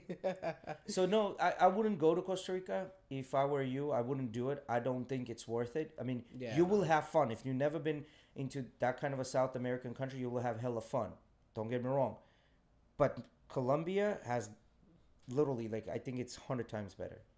It just Colombia is. has a beach side too, right? Colombia has beach side. And then Yeah. you could also go to the other side, and you can go to the little island. Yeah, they have their own little island. They do. I have it written down. I'm gonna find it. So Colombia has. Because actually, the taxi driver was the one who told me when I asked him, "Hey, where else should I go when I'm like if I ever want to come back to Colombia besides Medellin?" And he was like, he gave me this place and another one. So you have two areas. San Andres. San Andres, yeah. And then he also said Bogota and Cartagena were good places to go. Yeah, so Cartagena is the beach side that's on a Pacific, right? And then you have Barranquilla, where is Shakira from, and that's on a Caribbean side. So they have two types of beach vibes as well, right? So you can go to either one of those. Okay. Cartagena is more touristy. A lot more Americans go to Cartagena because it is a beach. Yeah. Medellin doesn't have a beach. It's more of a mountainous area. It's in the valley. It's in a valley of Yeah. these two huge Yes, for sure. mountain ranges. Cartagena is going to be flooded with Americans. Where Medellin, you're going to get a bigger diversity of people. You know, it's not just Americans that go there. Mexicans, even people from Bogota come to Medellin. See, I don't know. I would like to take a look at what Cartagena looks like in videos and stuff and see, because I don't know if I want to go to like a tropical setting. I don't know. I'd rather just take a quick flight to like the Bahamas or something like that. Like if that's just if that's exactly what I'm looking for. Now I want to see. That's what I'm saying. I want to see what they're offering. I would just say look at it, and then I bet Bahamas, because of the cruise ships and things like that. You know what I'm saying? Just like something like quick, easy, that setting that you can go anywhere. So the reason I say Bahamas, and and this get is a really nice tropical. this is a 5-6 year old story, right? That I'm sure things have changed, and it was after the hurricane when we visited Bahamas. We took a cab ride throughout the Bahamas. Bahamas was pretty barren. There was nothing there. You know what I mean? Besides the actual port and the Nautilus, the hotel Nautilus, I think. No, Atlantis, the hotel. I just remember resort. the Bahamas having the clearest water I've seen. Mm-hmm. It's the same thing in Barranquilla, and it's the same thing in Cartagena. I'm being for real. From all the Caribbean islands I've been to, Like the bluest water. no, and what I mean is that I'm almost chest deep and I can see my feet. Yeah. But that was like that in Dominican Republic, bro. It Not was. You can't say necessarily. it was like Not that. necessarily, no. You can't say that really, because it wasn't that clear. And a lot of the spots we went to, it definitely wasn't that clear. Like we went on the little mini boat and shit like that. It was not like Yeah. it wasn't. I know like the that. beaches in Cuba are super clear. You know what crystal beach clear. was actually looked nice? Where Puerto the wedding Rico? was at. Yes. That beach looked like it was pretty Puerto calm, Rico man. was fucking amazing too. Puerto Rico was really nice. Puerto Rico had decent water, yeah. So all I Flor- say nice is Florida Bay water sucks definitely put Colombia as one of your bucket list places I think to it visit. is. I think it has to be if you're Especially if you're young and you like the nightlife, it's Uh-huh. one of the places to go, Yes. 100%. And everybody's just so fucking nice. See, I have a big problem with going out. Like everybody here likes to make me go to the club, right? They're always trying to fucking force me to go every weekend, and I don't like going. And I'm gonna be honest with you, I don't like having to be on my toes around people, and that's just kind of the vibe you get when you go out here at night, and like worrying about my girl at the same time, and then people are just mad disrespectful. Like Yes. I'm okay when you bump into me, but hey, my bad, bro. Like that's my instant reaction, right? No, most of the time it's like a weird ass look, and I'm just like, I want to smack the shit out of you, and like so Or I they kinda spill wanna a drink on you, and then they're like, "What?" Yeah, right. And you're like, "What do you no. mean, what?" Versus like if you're in Colombia and someone spilled a drink on you, they're helping you clean up and probably offering to buy you a drink Yes. after that. And you know what I mean? Like it's Yes. just a different kind of like thing. And people are just so respectful, and actually like people, even strangers look out for you. And what I mean in that sense is that I've seen like the homeless try to like harass tourists, and the strangers are like, "Yo, leave him the fuck Yeah. alone," kind of like move on, bro. And Yeah. it's not even business owners. I mean legit strangers. Yeah. And then we're at the restaurant, at the Peruvian restaurant, and this guy, which was a fucking dick move, I understand. So this guy the was pee parasite. He saw that in 1,000 Ways to Die. so this guy had his two kids come up in a restaurant, try to sell candy and say how they're hungry, give me food or give me money. And Yeah. to me, I get it. Like they have a rough life, but this you asshole, you using your fucking kids Yes. to hustle money from the tourists. The minute our waiters saw that these people came up to our table, right away just jumped in front of them and was like, "No, you can't do this. Like, you need to leave." That is one of the sad parts the sad things you see when you go there, and it's funny. I remember I remember somebody told us when we got there, hey, like when it comes to the kids, please, it's actually better if you do not give them anything because they are being worked by their parents or anybody whoever's taking care of them to go and do this. Do not give these kids money. Do not. Their parents or whatever are gonna do whatever with them regardless whether you give it the money or not. Yes. And then guess what? When he's told us this story, he goes, when you give one kid the money, the other ones suffer so bad comparatively because the winners are the ones that you know what I mean? Like persevere. And so persevere. So it was actually like told upon us that do not give these kids money. It is not good for the society whatsoever. Yep. And you have a lot of that, but then, you know, you can also see that they'll look at you, but then as long as you are not acting a fool and you're not like trying to show off what you got, that you're a foreigner, because they'll pick it out. You're already exotic. They'll pick it out. They're going to want to know who you are and what you are. And on top of that, if you're flashing shit, you probably don't want to do that, right? Like, don't flash anything. You're still going to be pretty unique. You know how we have in our society, United States, I want to be fucking unique. You don't have to do that, you know? Like, just be there. It's best to blend in. Just try to blend in. You're not going to be able to, but try to blend in. Yeah. Yeah, immerse yourself in the culture. Just fucking go with the flow. Even me, that I look Latino, but they knew instantly. Not even before I would even open my mouth. They knew. Yeah. They knew. I was not from there. Just the way I would act basically tells them right away. The body language. They know. For sure they know. So that's a good one. Pee-pee parasite or kidney stones. Pee-pee parasite or kidney stones? Yeah. Well, with the pee-pee parasite, you just drink the medicine and then it's gone, right? With kidney stones. That's a good. I like the argument here because I see Alex in the chat has the absolute opposite opinion. I mean, pissing a jagged pebble, or you know, a barbed parasite that latches on and starts eating until you can get that medicine. Yeah, but then I mean, I'd go with the kidney stone. Yeah, but that thing is gonna it'll eat, but your body's gonna recover. Where kidney stones, you don't really stop making kidney stones. It's just and then God forbid you have the jagged. Hopefully you quit diet, drinking so much soda or whatever's causing the kidney stone. Yeah, but I mean, if you have the worst kind of the jagged ones, the ones that are actually like cut you as they come out, you know what I mean? Like that's, I don't know. The parasite, I think you should be alright. You know, I think you'd be alright. Me and Tommy disagree. I don't know. I think I would. And then plus I have too much of it anyway, so if she eats a little bit, it ain't gonna do much. I don't know, bro. I don't know. That's a hard fucking pick, man. It's just like two shitty situations, and they both involve your dick.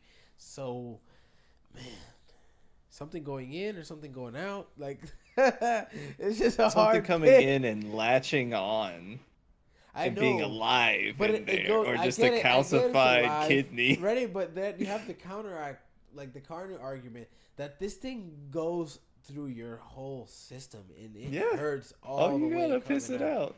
Oh, if you can, and we're talking about ones that you have to piss out, not ones you have to surgically get rid of. Yeah, because that's that pussy shit. Like. Yeah. So here's a question. Like, you're talking about this parasite that, you know, the pee-pee parasite, right?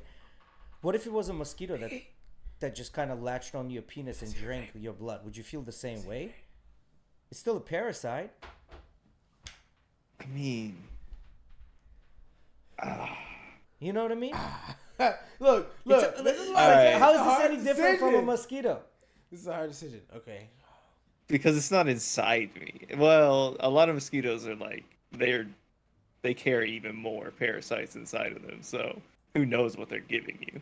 But like, then your like dick's kind of itchy all the time because, you know, if you're allergic to mosquito bites, sometimes they like pimple up or like swell. Yeah.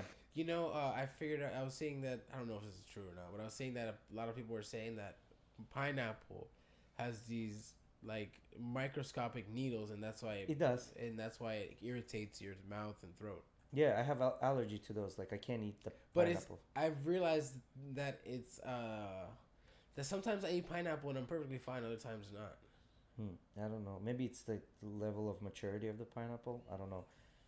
Oh, maybe that, because I think it is some kind of protein that is just like in Yeah. that needle form, right? That penetrates Yeah. the membranes of your tissue and like of the membrane cell of the tissue, and that's what causes irritation. Is what the TikTok said, right? Like who knows, right? But maybe it has something to do with that. You're right. Like whether it's ripe or not, or even like the type of pineapple, whatever it be, has something to do with whether it has more of that protein or not. So you know how they have mosquitoes that have dengue fever or have all kinds of Malaria, shit and things like like that. The one that was in DR, what was it? I'm looking up now. So anyway, in Colombia they have this bug. It's in the same way. It's not all the bugs, but there's a certain species of that bug that will land on you, and they look like big flies, but they look menacing. Like they're kind of the size of kind of look like a fly, but they're really not. So they'll get on top of you and they'll bite you, and then they'll shit this parasite that's in their stomach into your, and it goes into your bloodstream, and within 1 day your heart will it will basically like swell up, and then in 1 day you'll die. Literally, Damn. it's like a 1 day death type of deal, And when we were on this eco trip, the kid points out, he goes, "Oh, you see this bug? Blah blah blah, and it can kill you." And everybody's like, "What? Like why are we so close to it?" He's like, "Oh no, it's not this one. There's another version of it that does it." Hopefully you brought your Irish Spring. Yeah. I didn't bring no damn Irish Spring. ready? Got beat up. So things that were widespread in DR were also dengue, Zika. That was one. Zika Also, virus. and ready, the chikungunya, or whatever. You remember that one? Chikungunya. Yeah, that one. That was the one that was. Yeah, but it I don't know, man. So Dominican Republic, about 4,000 cases, a little under 4,000, and 38 deaths were reported in 2020. Yeah, so I had fun. I'll go back again. Not right away, but I'll go back again for sure. Like I would definitely go back. I think maybe I'm saying this right now, minimum 6 months. Like I won't, like minimum 6 months, meaning like that's the soonest I'll go back. But I'll definitely go back again, because it's just fun. It's much more fun than it is here. Like you go out here. I listened to Joe Rogan and Jean-Jacques Machado's podcast, and it was interesting listening to like how these guys would like basically group up in the street in Brazil and like fight, and like I don't remember which one of the Gracie guys it was, or just like a savage, like fucking dudes up in the street. I thought that was fucking insane. Yeah, that's big in Russia and Poland. Like there are, let's say, in one MMA training facility, and they'll go meet in this field and just fucking like soccer hooligans will do that shit. There's videos of it on YouTube. But it's not like a group brawl. I think he was saying like they'll choose like a 1v1. Like these are the guys that decide. Like, you know what I mean? Like they're the ones who determine like the winners of the beef or whatever, right? Kind of thing. And that was interesting. I was like, damn, these motherfuckers are just savages out there. Yeah, Like, but organized savagery. Yeah.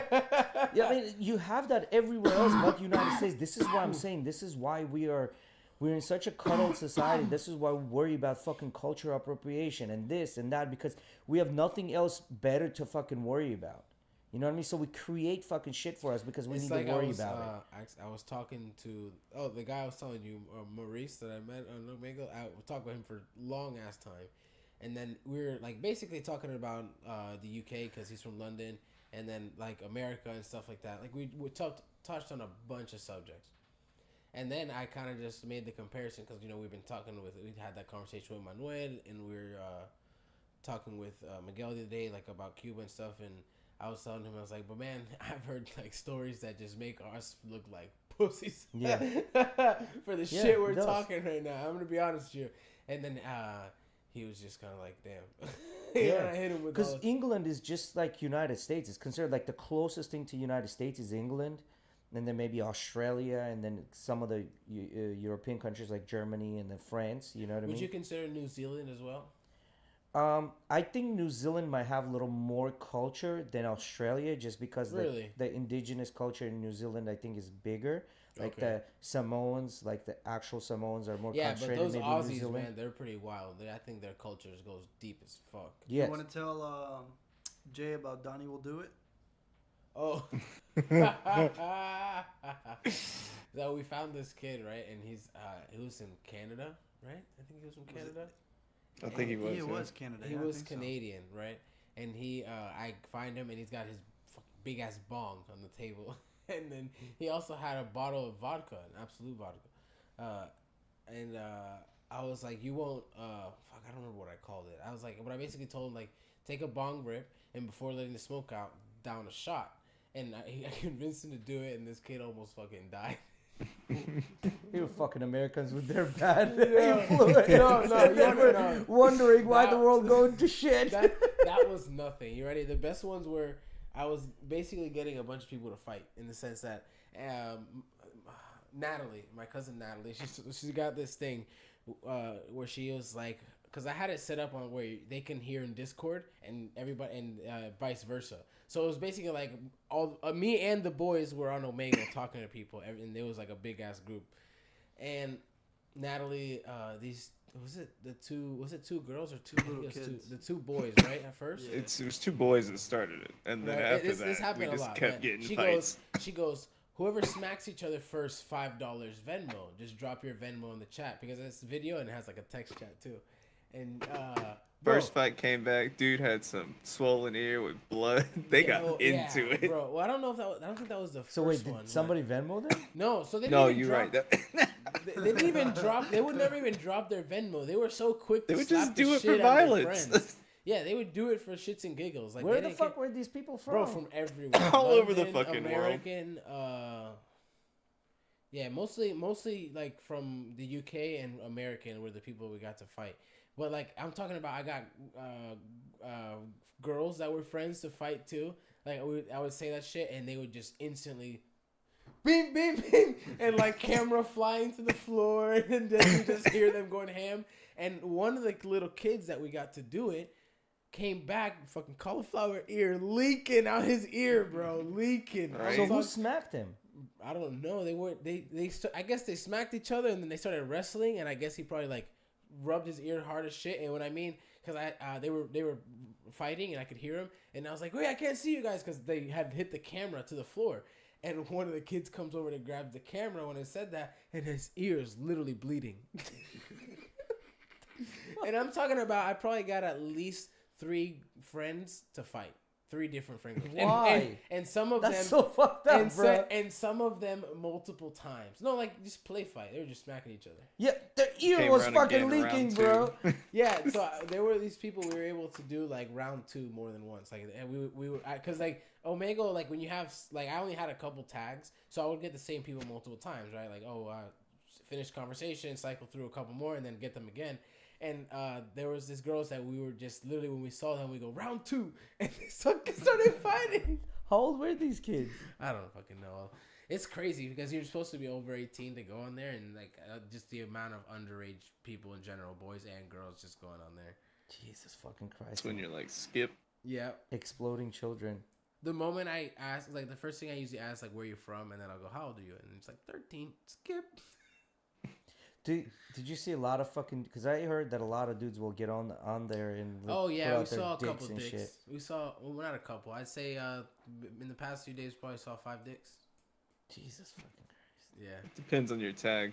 The real Yeah, popular tags, there's a lot more dicks. Yeah. So for example, you put like TikTok or USA, expect it. But when you put like London or you just do like lower. Well, here's the quality, question: like did you lower- see any boobs? No, girls. So it was all mainly dicks. Bro, look at it this way. All those dicks that were there were just waiting for those underage girls as pedos. Cause that you do see a lot of underage people, boys and girls, like, and it's a smaller portion of people 18 and older. And then I mean, not really. It's more of like there's a small portion of people, I would say 18 to like 25. It's a lot of old people, to be honest. Like, A lot of it's the old apparently people all usually on skip. tags. Like, Yeah, it I is was on reading tags, a though, so it thing depends where on what like I'm using for there's tags. certain tags that get you certain age ranges. For Hmm. sure. For sure. That Like to- since Hey, yo. Snapchat's falling out of, you know, popularity. Is it? You get more 21 to 30 year olds if you put in Snapchat compared to TikTok, which will get like from 13 to. Oh, I see what you're saying. I see Got what you. you're saying. Yeah, I used TikTok as a tag one time, and yeah, a lot of dicks. What's like? I don't get it. What's the connection with TikTok and dicks? I don't think there's a connection with TikTok and dicks. There's a connection with TikTok and kids, and then there's a connection with kids and pedos. That's the connection there. You guys. I see what you're saying. Yeah, that's the connection there, and it's crazy because we saw maybe 4 to 5 dicks, but the amount of times we saw guys that were just like laid out, and you could tell they didn't really show their dick. But They're you could just tell getting they were- ready. Yeah. So let's be honest. You know, like, guys when they get in a relationship with a girl, they're like, "Hey, send me pictures," right? Like, send me nudes. You know, you've seen that before, right? And then a lot of times guys will send dick pics to girls that are unsolicited, right? Which is against the law actually in United Kingdom. Like, you can't, like, it's literally punishable by the courts, right? So you can't do that. So David Buss writes in his book, the reason it's like that is because those are the things that attract men, right? Like the naked body of a woman, the boobs, the vagina, whatever, the ass, whatever, this and that. And because since evolution will learn how to cover ourselves, this is left to imagination. So when is the only time you see somebody naked? It's when they're in bed with you naked, right? Like, because you're about to smash. So that our brain associates that shit, especially with guys, associate that shit that this person wants to smash with us. That's why a lot of guys will send their dick pics to the girls and things like that. It's kind of like a reverse thing where they don't realize why they do it, but they do it is because they think that the girls are the same way as the guys. I feel like it's more of that as a guy, you are attracted to these body parts. Yes, you are. You And definitely then- reproductive body parts. So check this out. You're attracted to these body parts, and so by seeing them, it's just you're a horn dog. Yes. Like, I don't know how else to put it. Like I did hear. There's no other way to put it. I did hear that there was this one guy that one of my friends knows. Well, most of my friends know that this guy would just send a picture of his dick to girls, Yes. I've heard of, and it multiple would work a people like lot of the time that. It would work. because this guy had a fucking piece. Listen, There you go. that's bullshit. That's I bullshit. feel like that's cap. That's bullshit. I I'm feel like going to that's say that's right. cap because Alex- guys always Alex- exaggerate. Alex, could you confirm this? I mean, Does it work? We've heard about the piece. I never sent unless I was asked. Exactly. It's the unsolicited It's part the that makes it unsolicited the one that's problem. work. Yes. The unsolicited that doesn't work. The solicited ones, the girl is already into you, so when she sees that, she's gonna get excited. If she's And already Mickey, it's into also it. hard to fit in frame. Yeah. Just use the fish eye. It's gonna make it even The bigger. have to use a fisheye? you have to use a custom crop. Yo, Alex gotta get a GoPro Max to finish it on the fucking thing. Use the fish eye, bro. Use the fish eye. I promise you, it works. Oh, You shit. probably go for the wide view, huh? So the thing is, like, for guys, you know, like for guys, we see naked girl, we're like, oh, we're horn dogs. For the girls, it's the complete opposite. Why do all these girls always ask, what kind of an Instagram do you have? Because Instagram shows them the things that they're attracted to, which is status, the fucking money, the resources. Because on Instagram pics, let's be honest, you got a Lambo, you got a picture with your own Lambo. You got a Rolex on your hand, you got a picture of your Lambo in a Rolex. You know what I mean? So I mean, these they're are- also looking for like pictures of you with a dog, picture of you with your mom, like Exactly. I also Social think proof. They're looking for different yes, things, that you're not a weirdo. yes, different kind of indications that you are a normal person. Yes. Right. So they're not really attracted to the fucking dick pics, but they're attracted to is completely I different. think it's a balance of everything. Whether, regardless of it, you having some kind of money, you're not a homeless person. You don't have to be a fucking Lamborghini owner. I No, think, no, and you then don't. also what Alex said, you having picture with a dog or your mom, A lifestyle. or even another girl, and that in a sense will create some kind of validation that some other girl likes him, so he's not some fucking weirdo. Like, yeah, it's you know the what I mean? lifestyle that you're showing your lifestyle with Instagram, and these are not pictures that your family and your mom and your friends will like.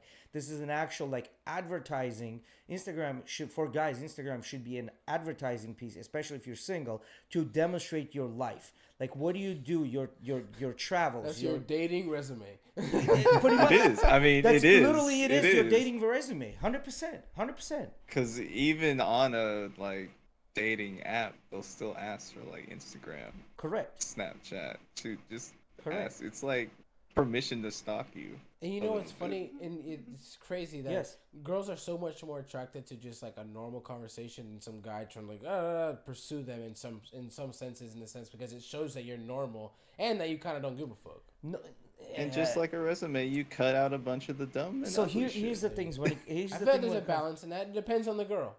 So here's the thing that comes. I think to that. If you're gonna, so here's a lot of times guys make the mistake where they approach that as a let's be friends type of vibe, but in reality they have the ulterior motive to sleep with a girl. And I think that type of a conversation never really works. No, you when you have to- come in a conversation, you just saying things and you Yeah. disagreeing And and, you agreeing and exactly. like there's You an straight up don't actual give a conversation. fuck Yeah, don't give whether a it fuck goes on. conversation. That's the kind of Yes. attitude Yes. that progresses things. Yeah, not pretend I'm your friend. Oh yeah, girl, that makeup looks good. Even though you don't know shit about makeup, you just agreeing to appease her. Like that shit doesn't Like for work. example, if in with it, not in a rude way, and you cannot be rude in any kind of way. I'm not trying to say you don't have to be an asshole. No, when we talk about how girls like assholes, yes, in a certain kind of way, I agree to that. And not always, but it is something about a asshole vibe that girls like, and we can go into that conversation. It's after. not the asshole But- vibe. The wait, assholes wait. are usually what they are. They're confident. It's the confidence that There they're you go. attracted to, not the That's assholeness. the something about that vibe, right? But so look, they make it like fuck, man. It's just so look. If the girl wants to proceed or not, that's one thing. She has to be open whether or not. That's Yes, that's 100%. the get. Yeah. Right. It takes a lot of convincing to do if the girl's not open or not. Like that's when you have to fucking be mad pursuing. But like for example, if you can be like that's cap on something Yes. stupid in the beginning, and like be disagreeing in a sense 100%. where it shows like you don't care, but you're like don't do the whole friend vibe thing either. That goes a long I way. disagree with them. Anytime I let's say talk to a new girl, I disagree with her on absolutely everything. Even though if I think it's something that she's saying is right, I fucking disagree. Yeah. I immediately disagree, like without even. I don't thinking know about about it. that. No, Like but I feel I like can I feel give like a- you should still just be you. You know, Yeah, because be- But fuck it. see, being you doesn't work because if being you works, Be you works the best. no, it doesn't. Because you don't bro, give a it fuck doesn't. about shit. You're just you, and if they don't fuck with Why? it, they don't fuck with That, it. well, see, that's the thing. That's not being you. That's completely something different. That's you being in your frame. Because being you, because a lot of guys are nice guys. They were raised by single moms to be nice to girls and do this and do that, and that shit doesn't work. Like being nice Yeah, doesn't but you work. also got that nice guy thing where it's I'm being nice just to try to get in your pants, and is that really nice guy or is that just Because- ulterior motive? Yes, I well, agree. You have that- to just be yourself. But when you want to agree, you disagree. You can just be open. Yeah, to and disagree. a lot of You times can't, like, be an girls ass will kisser. say So I a guess lot- a better way to put it. a lot of times you gotta understand. A lot of times girls will say, "Well, if you want to attract a girl, be you." The reason they're saying "be you" is because they want to disqualify you. Because remember, men look to qualify women, and women look to disqualify men. Like this is what we look at them like. She might not look great. Like I this think and that's this, the point but of the relationship. Her nails are though. done. That's kind of the point of the relationship, though. It's like, What is? if you don't like who I am or what I am or what I do, just leave. Same Man, what's same up? thing goes to the other side. No, if I don't see, like that's- what that's- you are, what you do, that's if I don't incorrect. like the I way see you you have some sex or bitches in whatever it chat. is, I'm not gonna do Grinning it. there and talking shit on the sly. I like how you did that. So apparently I look old today Why? Because you. because Take- my hair and because I'm wearing Sperry's. Because I'm wearing boat shoes. Anyway, they don't know what the fuck they're talking about. They're just trying to roast. So, me. At least you Miggy, that is true got- at least in you a got to sense. retire middle. Fuck you. Because Justin said I look like a retired middle-aged banker. Hell yeah, you got status, bro. Thanks, Justin. Right? At least, like I said, at least you got to retire middle age. Like people just dream of that shit. You know? Yeah, Middle- retired middle-aged person in you, like that's a dude that made it, bro. Like this is when you make it in your middle, like in your middle, like when You you're middle banked more than people ever banked in their life. Yeah, there you go, Eddie. Middle-aged? Miggy, Come on. Miggy, Man, what you all were people saying- told me I looked 18 on Omega. You guys are being mean. You know you're just being mean. Haters. what you just said, Miggy, that is It's true. only out of love. Say that again. What you just said. Say that again. The being you and this. I and said that's kind of like the point of the relationship. It's like you get with somebody, if you like them, if you like the way they have sex, if you like who they are, whatever it is, if you don't like it, you can leave. So okay. And same thing goes otherwise to the other So person. here's the thing, bro. Here's the thing. In my opinion, if a girl is pretty, she hasn't done shit in her life because she's pretty. She doesn't have to. So think about it this way: if you're That's fucked because everybody has to go to work. no. Listen to this. What I'm trying to say right I've now. seen pretty bitches work at Subway. Yeah, but listen to what I'm trying to say right now. If you are 18, to all of you guys, to all three of you, if you are 18 years old, mad pretty bitches were flying you out to Vegas, to Dubai, letting you come in on boats, buying you shit, buying you expensive gifts, treating you nice, taking you to a bunch of nice restaurants. Tell me you would not be an asshole. You would be a dick.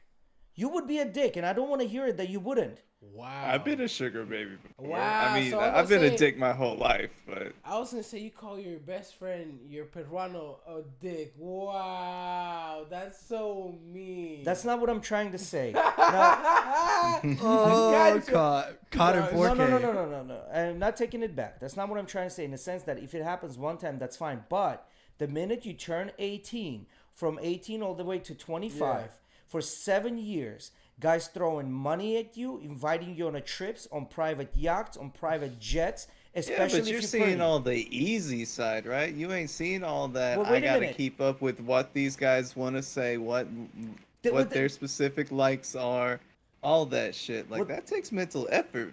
That's It's just another hustle. yeah, no, I understand. But what I'm trying to say, when You're just jealous you can't do that hustle. No. It has nothing to do with that. I'm going somewhere else with this. When a girl gets that kind of attention, there is no need to improve. As a guy, you have to improve because life will smack you on your face immediately. If you're a bum, if you're lazy, if you don't do anything, life will hit you hard. For a girl, it won't, especially if she's pretty. This is what I'm trying to That say. depends on if you're a trust So- fund baby or not. So when a guy comes in and says, "You take me the way I am," I think guys should say, "You take me the way I am," because I got to where I got by being what I am. So if you're a bum, you're gonna take me as a bum, and you're not gonna be with me. But if I'm not a bum, you're gonna take me as somebody that's successful. But the girl cannot come in and say, "Take me the way I am," because she hasn't accomplished shit in her life. That doesn't happen until they hit the wall and they have to buy their own drinks at the bar.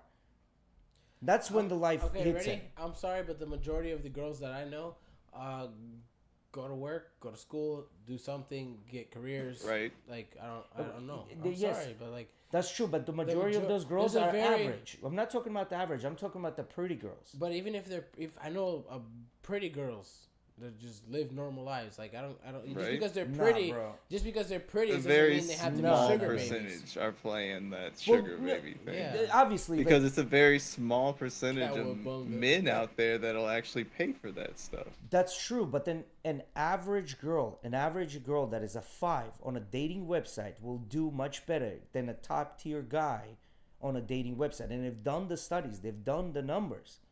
Where they took an average overweight girl that was an What average. she counts wasn't- as a top tier guy? Top tier guy, somebody that's at the minimum in a 10%, which means they're earning really good money.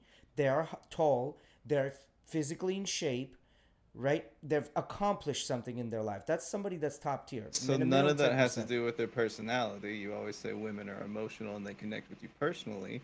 So maybe that's why they don't do well. Maybe that top 10% gives them an ego to where the No, women that's not don't what want I'm to deal talking with it. No, that's not what I'm talking about. What I'm talking think about that's is a an fair average girl. This is before the conversation. The matching of profiles matches the profiles. An average girl will have 4 times more matches on her profile before any conversation or anything than a top tier man. But that also has to do with the amount of Men are little. thirsty as fuck. Hey, Yeah, that's what I was gonna say. Jay. The amount of little thought that Hold on, men hold put on, into hold on. actually like looking at the partner. Even though a girl like initial reaction might be that this guy is cute, she still does a little more investigating on like looking at the photo. And even if also, it is, you're just talking to about such a make that huge decision. sample size of average women compared to 10%. Well, no, because the ones below the 10%, they don't receive that. 80% on the dating websites, 80% of the women like top 20% of the men Jay, check this on out. dating websites. Women are going to have a lot more matches because guys are just going to swipe yes on everything because they're not trying Why? to play Because Tinder. it's a lot more because difficult it's for a easier. guy. Because it's easier. How is that easier? It's easier to You swipe. but it's filter not them easy. out. Bro, if that was the case, we would not have a part of the society. 33% Woman, sexless. woman. Thank you. Women tend to look at Tinder and they're like, I like this guy, blah, blah, blah, blah. Okay, yes. Oh, this guy, no. Guys? Yes. Some women I yes, know play yes, Tinder like yes, men. yes. They just write to everything Yes, and and then you try to finesse it. I get it. weed it out from there. No, I get it. But what I'm trying to say is completely different. Life for Tommy a said woman. he doesn't care. He pipes all kinds of bitches. Yeah, well, that's what I'm trying to say. Guy will smash gotta anything. love. You Guys gotta will love. smash anything, and if the guy tells you I won't smash anything, they're fucking lying. They'll smash everything. Dry enough season, you'll smash everything. I won't smash anything. Yeah, you would, Mickey. You Hey, would. some men have standards. No. Like, there's some virgins out there that have standards. It's Like, because you'd they be can't- like, yo, I would pay to get you laid. Man. And they're like, nah. Okay, nah. I'm sorry, but if you're starting to talk about a virgin who has standard, you're trying to tell me you like your steak well done when you've never tried a cow Never in your had life. it. People make up this fantasy in their life. That's what I'm on trying what to that say. should be, and they pretend like that's how it should happen. Yeah. And That's what even I'm if saying. they haven't even tasted. Now, I do agree with you. When they taste it, they won't give a fuck. Yeah. That's exactly what I'm saying. Here's me being contrarian. If today a bus full of Swedish beautiful models, Colombian beautiful models, Brazilian beautiful models pulled up next to this virgin, start actively pursuing him, throwing their ass, their pussy, their tits in his face. You telling me he's not gonna sleep with one of them? That's horseshit. The only reason he doesn't sleep with any of them is because he cannot. He cannot. It depends if he could, on he what would. group now. Huh? Now, if they are incel, they're proud to not sleep with a woman until one of That's a them cult. finally gets a woman and sleeps with it, and then they have a whole ceremony to kick them out of the incel group. But That's a the cult. major goal. Yeah, That's it's a just cope. a cope. It's I a agree. cope. It's a fucking cope, man. And like, Oh, saying that I have high standards? yeah, it's a That's fucking 100% cope. a 100 cope. cope. Yeah, it's a cope all day. You're trying to say, like I said, so look, I really don't like eating ribeye. I fucking hate ribeye. You've never had ribeye before. How much do you make a year? Like $60. How the fuck would you afford a ribeye? Yes. You don't know what a ribeye even fucking No. feels Smells like. like or looks like. You know what I mean? Libido is everywhere for everyone. So there are men there usually with lower T that don't have high sex drives, and Yes. they won't care. Like, they'll do what they want to do, and that's it. Well, You those know? men usually have gynecomastia. They have too much weight on them. Like usually, I mean, not always. Not necessarily, right? Yeah, It's not libido always. is also a mental factor Yes. to the sexual act. So- But So that's a fucking cope. So, like, the point is, like, again, the best place to tell how men and women move is the nightclub, right? A nightclub is an amazing place because it's the most primal place to see it. And you can see this shit. I saw the same exact shit that was happening in nightclubs here in the United States, that was happening in Colombia, same thing that was happening in Costa Rica. Any other country Okay, nightclub can I I've say ever went to, something? it's the Nightclubs same. are a good example of the savagery. Savagery, yeah, Yeah, that is of primal. nightclub people. Yeah, of nightclub people, the savagery that the people that are just looking to fuck. Well, because I that's mean, the like- most primal way humans are in nightclubs, bro. Like the concentration of VIP tables, the girls that are trying to get to those VIPs. Then there's a celebrity. They forget this VIP that they're with to jump on a table with a celebrity. It's very primal. You know, it's very apparent what the system is for a club. How they their strategy on how they're gonna make Yes. their money. Ready? We make sure we have young, pretty women in here. Yes. Young, pretty women that are gonna want alcohol, and the men are gonna go and spend way too much on buying alcohol for these women. So here's the thing. Very, very, very apparent strategy. On I how mean, that they works. make TV shows Ready? all about those women that And they pay to go to what those are- bars and what either are these start shit or men just be pretty. incentivized? Why are they incentivized to buy these women drinks? Because there's a hope of Sex. sex. Yep. There's some kind of hope of sex. See, this is, I don't know. This is why the nightclub thing I always looked at as just like I don't really fuck with the whole scene. So Which, in I mean, Vegas- if you need alcohol to rizz up a girl, you ain't got rizz. I Just agree. saying. In I Vegas, agree. arguably you gotta best be able to pull your nightclubs in the skills off world. sober if you think you're skillful at something. In Vegas, arguably best nightclubs in the world, right? You as a guy, if you can bring in 6 hot women, which means like the club promoter needs to say, you know what, like they're pretty good looking, and Vegas attracts a lot of pretty people. If you can bring in 6 hot women with you, to get a table, you will not pay for lick of fucking alcohol in that club. They will comp that table for you because you bring in super pretty girls with you. Now, if 4 of us walked into a fucking Vegas nightclub, high-end nightclub, and wanted a table, they'd be like 4,000. minimum of 4 bottle minimum, and each cost $10,000. That's what we would have to do. But if all 4 of us brought in, each one of us 6 women with us, we walked in there with 24 women, there would be no problem. I think Alex disappeared, huh? Yeah, he got maybe his computer crashed. Maybe his computer crashed, yeah. Or Discord maybe crashed. Yeah. So, but I think that's, in what I said, like a lot of people like, oh, you just go to Colombia to have fucking sex with a bunch of women and do this and do that. Like, that's not true. Welcome back, Alex. That's not true because women there move just like women here, except they're a little more covert, and over here they're a little more overt. That's the fucking difference. You know what I mean? And you can't just impress a girl by like buying her 1 drink here. Over there, you buy her 1 drink and she's pretty much impressed. Over here, no, but they move exactly the same way. She will monkey branch when somebody else better comes around. Just as easily. I mean, in my experience, when it comes to women going to the club, sex is not what they're thinking about. Like, they might end up that way, but they're thinking of just fucking dancing, spending time with their friends, or just like having a good time. No, yeah, that's absolutely correct. Because in my opinion, attention for women is the same shit as sex for men. Like the level of importance on attention. I mean, not even attention, to be honest. There's some women 100%. That go out to the club, like maybe they like, because they feel hot, but like they don't want the dude going up and touching on them, and like they maybe be like, all right, you can buy me a drink, but like, well, they don't want here's that the thing. of...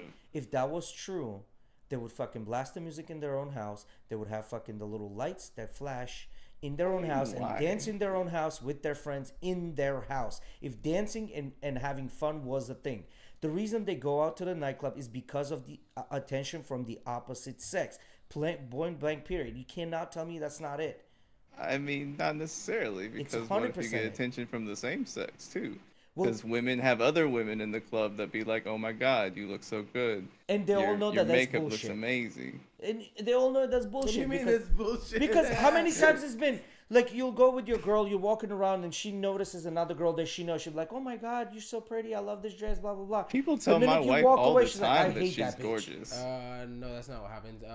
What happens is a lot of times when I'm walking around with Emily, they compliment her on random things. Emily's pretty shy. She doesn't do that to other people, but other people have done that to her more than a handful of times, and usually it's actually a good reaction of, "Oh my God, that was so sweet, thank you," and then she kind of just has like actually a happier mood after that. Yes, because it's attention. Yeah, but it's not like "fuck you, bitch" afterwards. Well, no, it's not "fuck you, bitches." If she walks away, the other girl walks away, she probably says some dumb shit about her because that's how women are. I mean, we'll talk shit to each other. Wait. If I go up to a dude and I'm like, "Bro, those are badass shoes," and he just looks at me and walks away, I'm gonna turn around and to Alex and be like, "That's a fucking asshole." Yes, I would say the same thing. I don't know what you're saying, bro. No. Girl. Here's what I'm saying. Us guys, us men, the way we talk is very direct. Meaning, like, if you're fucking up, I'm gonna tell you you're fucking up. Yeah. And there's nothing wrong with that. But then when we're not together, behind your back, I don't say, "Oh, this motherfucker's fucking." I'm like, "Man, I really like that guy. He's pretty cool. Like, he's got his drive together. He's doing this." Women are different. They'll get together and they're like, "Oh my God, blah blah blah blah blah. I love you," and then they walk away and they're talking shit behind the back. Men this do is what that they do. Too. Men do that. It happens on all sides. That's do just that. Not fake men. Those people. are not men. Those are women. Fake people are, unfortunately, a high growing population. Yes, because everybody's getting pussified. They think this is how you should be moving. Right. Like, living behind the screen has a lot to do that. I mean, don't get me wrong. Like, ghosting is now just a thing in society, but I think that's like, such a crazy. people's are scared of conflict. People don't like conflict. Yes, they don't like to be uncomfortable. Yes. And it's very comfortable to say "fuck you," whatever, Correct. from your chair at home. Correct. But people who find themselves in that comfortability of being uncomfortable find themselves being able to accept different ideas without feeling attacked. And then that's when conversation happens. Mm-hmm. So that's why we have those extremes that are just like, "I don't care what you say, you're wrong, you're evil, blah, blah, blah." Yeah. It's because they're scared Yes. Feel themselves. attacked. They're scared of the Right. conflict. And what's the number one thing a girl will look at in a guy is a guy that's not scared of the conflict, because when shit hits the fan, she wants to know that she's gonna be protected. So when she gets encounters a guy that's afraid of the fucking conflict, what's gonna happen? I mean, they usually Immediately get friend labeled zone. as a bitch, but there's a bunch of women that don't give a fuck and will just tell you how it is. Like, you And know, that's they're not another necessarily thing. That's looking that's for a them man. being in their fucking masculine frame or whatever you want to call it. What normal guy wants to deal with that shit? No, like I don't want to date myself. Like I don't want to come home being I mean, tired I and would fucking argue with you. prefer my woman be able to Speak stand her up for mind. herself, Yeah. I right? want you to Well, no, speak no, your that's mind. that's true. Like Sorry I if know, this sounds I bad. Give me a second. I think I know what you're talking about. I think, like, let's say if a guy approaches, if your girl, especially if your girl is pretty, it's totally her job to tell the guy to fuck off. I can't just tell to every dude to fuck off. Like, I'm there if something pops off, I'm there to fucking make sure you're good, but it's your job to tell the guys to fuck off. Because I can't just, that would be, like, I'll be wasting my entire time of the day walking around behind guys and telling them to fuck off, especially if you're pretty. Yes, stand up for yourself. But the bottom line is, when you get home and somebody starts fucking arguing with you after you had a busy, let's say you're doing construction, you're fucking tired, you done carried 95 windows that weigh a lot, you get home and then your girl starts to fucking just tell you about some dumb shit that don't even fucking matter. Like, I don't want that, bro. I want peace Ready? at my house. I'm sorry, but this is something I've learned over a long time. Ready? And I had to. This is something I had to fix about myself within my relationship. I used to think exactly like that. Nah, bro. Ready? I used to think exactly like that. But you have to realize where it's like, yes, I'm stressed out from my work and da da da da. But there's almost like this switch that clicks when you can reevaluate the situation and go, wait, I'm pissed about this. Let me listen to her and move Exactly. on. Well, no, that's, you're What talking about. what are your emotions that you're applying to this story that you don't care about? Sounds like you causing need a you to be man in your angry. life, So, Jay. so wait a minute. So again, maybe I didn't explain what I'm trying to say. You coming down and God. listening to where your girl, let's say, had a bad day, that's a different story than you coming down and she's complaining about some shit that she asked you to do early in the day, but you didn't have time, and now she's complaining that that thing has not been done, and you just got home and you're about to do that thing because you didn't have time, and she's out there arguing with you about it. Then you This should is be what I'm able to talking look about. at her and be like, what emotions are you applying to this task? Then- I have expressed That's that the I point. did not have time at the time. I'll do it now if you really need it done at this time. But like, you know, That's no, I get that. I understand that. This is where you put your boundaries in Alex, place. he wants to know. He wants to know if you know who hurt him. Who heard me? Who's that? Who's saying Your who heard me? brother. Oh, you know, I no would one feel hurt like me, bro. Like Art no would one probably hurt be me. the best I know. one right? to know Art, who you're hurt. gonna be- No, no you're one, the no one, best. no one hurt me. I think the more I go in my life, the less I'm willing to take fuckery. Like the less I'm willing to take bullshit, and the more of what's the word I'm looking for? The more of like boundaries I have. Like, no, you don't act like that next to me. Let's say one pet peeve of mine: if a girl is in a car and she decides to put her fucking feet on the dashboard, hey, you fucking pig, take your feet off the dashboard. That's not how you ride in a car. That's not something that I do. If you allow her to do it once, she's gonna continue to do it. But if it's something that you don't like, you put the boundary right then and there. Like, Yeah, listen, just be like, take your yo, feet I off respect the- my car. Don't Nah. do that to my car. That's way right? too nice. I'm like, take your feet off the dashboard. Don't ever do it again. I mean, you know, then you're coming at it with an aggressive tone. You're picking the fight. Yeah, because you should be already fucking. Somebody should have already coached you on the etiquette of things of not putting your Who? fucking feet on the dashboard. Hey, I come from the country. That's this fucking like everyone does I was that. gonna They say, make that's country very- songs about that shit. Yeah, that's very normal for a lot of people and seen as That normal no, for we have culture. normalized that. That's never was normal. We've I don't normalized know that what you shit. mean. It's something. I mean, how long have cars even been around? Like, you can't really say we've normalized. Of course that we shit have. You when- telling me these girls were putting their feet on the dashboard in Model Ts? I mean, I'm you sure look they at. were- I wouldn't I'm say. Sure, I wouldn't wait, say Model I'm sure Ts. those fucking rich ass people who had Model Ts back then were sitting in that bitch like this. No, they were not. Yes, bro. they There was were. this ethic. But Etiquette you is look the at same the thing as big eating with ass a fork and a boats from knife. the 70s. They Yeah. used to advertise the fact that you could stretch out in those. Yes, Back because- before the whole Yeah, seatbelts well, and shit. that's a big boat. They used right? to even make baby carriages in the back window seat yeah. to where you put your baby unstrapped. Yeah, so that's because it's a big ass fucking boat. It's not a small car. And it's a metal boat too, Yeah. so like Well, that's different. Well, all I'm trying to say is, as a guy, we don't put enough boundaries in front of our women, and we don't put enough boundaries. They walk all over you. You're not happy. She's not happy. In my opinion, like there's that happy wife, happy life. That's complete bullshit. Happy king, happy kingdom. If the king is happy, by default, you'll be happy. Because the life is doing well and everybody in the kingdom will be happy. I think you should be switching this to happy kingdom, happy king versus happy wife, happy life. Because if the guy's miserable, nobody's going to be. If the wife is happy and the husband is not happy, he's miserable, then shit's going to be. She's not going to respect him. He's not getting shit done. Like, it's just, it is what it is. You know? yeah, you tell that to all the women of abuse out there. We are at 2 already? I mean, those women of abuse, I understand. But at the same time, what is considered abuse, right? Like, we're talking about London and things like that. London has this thing. So if your wife goes out there and then constantly maxes out the credit cards by buying a ton of shit, if you tell her, hey, you need to stop doing that, that's considered mental abuse. That's considered mental abuse. I don't know about that, but No, if she's telling you, racking up credit card debt and Yes. it's also defaulting on you, she is doing financial abuse.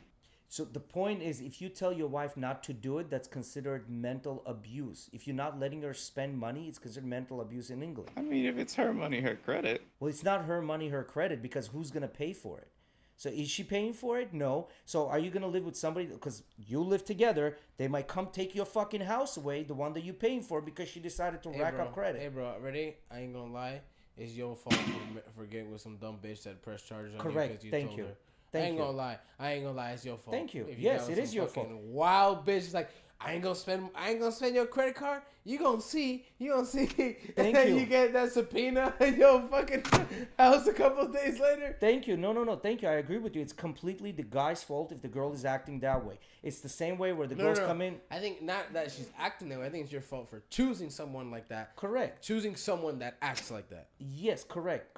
And Because I don't necessarily think you should be correcting behaviors. every person like that. has the. I think, for example, like me and Alex had this conversation the other day. Like I was telling him how, like when me and Emily first got together, she wanted me to like post on social media and and I kind of like got her to realize that that's bullshit.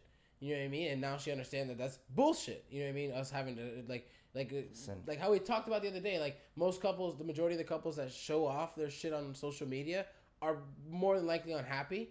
Correct. You know what I mean? Like, in showing that that's not what matters in Correct. any sense, like, at all. No, and, like, majority of people don't give a fuck. When you're putting that out there, they're more than likely hating about why you're with who so-and-so. Yes. So it's that's one of totally those things where I think you can be like, okay, show this person, that's something that they don't really need to care about. Simple things like that. I agree with that. What you're saying is completely guy's fault for picking a girl wrong. Just like it is the girl's fault when they come in and say, oh, he's a deadbeat dad, he doesn't pay for his child support. Well, you kind of knew that this motherfucker was a deadbeat prior to you having babies with him. Then you decided to have babies with him. Now you're suddenly surprised that this motherfucker is a deadbeat and is not going to pay the child support. Who picked him? You did. I get what you're saying. The majority of people that are in relationships shouldn't be in relationships. Because the majority of the people in a relationship chase the wrong thing, or they have this idea that they're settling down. So now, if we bring it back to the Tinder conversation, if you're an average girl on Tinder and you're getting all this fucking attention, so when you get in an average guy, which you should be as a couple with an average guy because that's where your level is, now you're thinking of it as you settling down because you used to get all this attention of these successful men. So when you come in with that attitude, now your life is going to go to shit because now there's no respect. I'm settling down for this guy. I'm better than this guy, but yet I'm settling down for him. And this is why you get 50% of divorce rate. Because grass is greener on the other side, always. Eric, when if you sit on Jay's lap and he gets a little excited, we got a couple chairs we can bring in. And nobody's sitting on my lap. Unless you got an ass and vagina. Like an actual born, not created vagina. No inverted penises here, is what Jay's saying. Yes. No inverted penises. Not Please even a and thank pocket you. pussy? Huh? Not even a pocket pussy? No, fuck that. Why pocket pussy? Hey, men should care about their master report. Those times. If you're gonna fuck yourself right. If you can't get the real shit, a I like pocket this. pussy, best way. Or you could just have a couple of Especially if girls they're on the speed automatic. dial. If that works too. Hey, I'm saying if you can't get it, and sometimes you don't want it. Sometimes you just want a quick wank, and then you're good for the day. Don't use your hand without any lubrication. Don't use fucking lotion unless it's like actually a good greasy one. You Uh, should care about your dick, not just beat it. I, I think I think it's better. I think it's better to set you up in a way where you don't have to worry about that. In that case, I think, bro, I know this thing. If the girl loves and respects you, bro, like she's ready to smash with you, anytime, anytime, any time of the day. Like you don't even need to ask for it; she's just ready. I don't think that's necessarily true. Yeah, it depends on the day. It depends on how Yeah. you feel. Because Because my wife asks me so much, but she also has her days where she doesn't want to have sex. So like it's just how they are that day. Get yourself an info. I mean, like, I mean, I would suggest it, but it's also a lot of work. Yes, a lot. It is a lot. A lot of work. Like it just don't stop. Like you have a Not to compare women to dogs or anything, but it's like getting a fucking Malinois and not fucking doing anything, right? Oh, you mean like not? Oh, you mean like a best way to kind of explain it? Yeah. Yeah, Malinois probably like not a lot of people know what Malinois are like, but yes, I see where you're going with that. Like the excitement of it, like always wanting to play Malinois. Yeah, like the girls, like nymphos are like always wanted to smash. Constantly touching your dick, sometimes Constantly. even in public. Yes, yes, all the time, and trying to give you a blowjob every opportunity they get. Yeah, but no, it actually it does get in the way, especially if you're a busy person. Like it does get in the way. Like twice a day, 3 times a day. I say That kind of doesn't doable. stop Elon Musk. how much does Elon Musk fuck? He got 8 kids. He's got to fuck a lot. 8 Well, let me know. times is 8 times. He's fucked at least 8 times. Yeah, what? 8 times? That's like that's a slow Tuesday. So you for think Alex. Elon just Come on. fucking fucks just to? I think a good Procreate. number is twice a day and then 3 times on weekends. If you have Bro, nothing else going If on. you want me to give my more realistic analysis, it's probably that those kids are probably the only 8 times Elon's fucked. Yes, that's actually probably good way of saying. I'd be on that side. Yeah. Like my man's is busy as fuck. Mm-hmm. And you think he's I wouldn't say that fucking- even. I would just say he ain't got Riz. I mean, He got money, but he ain't got Riz.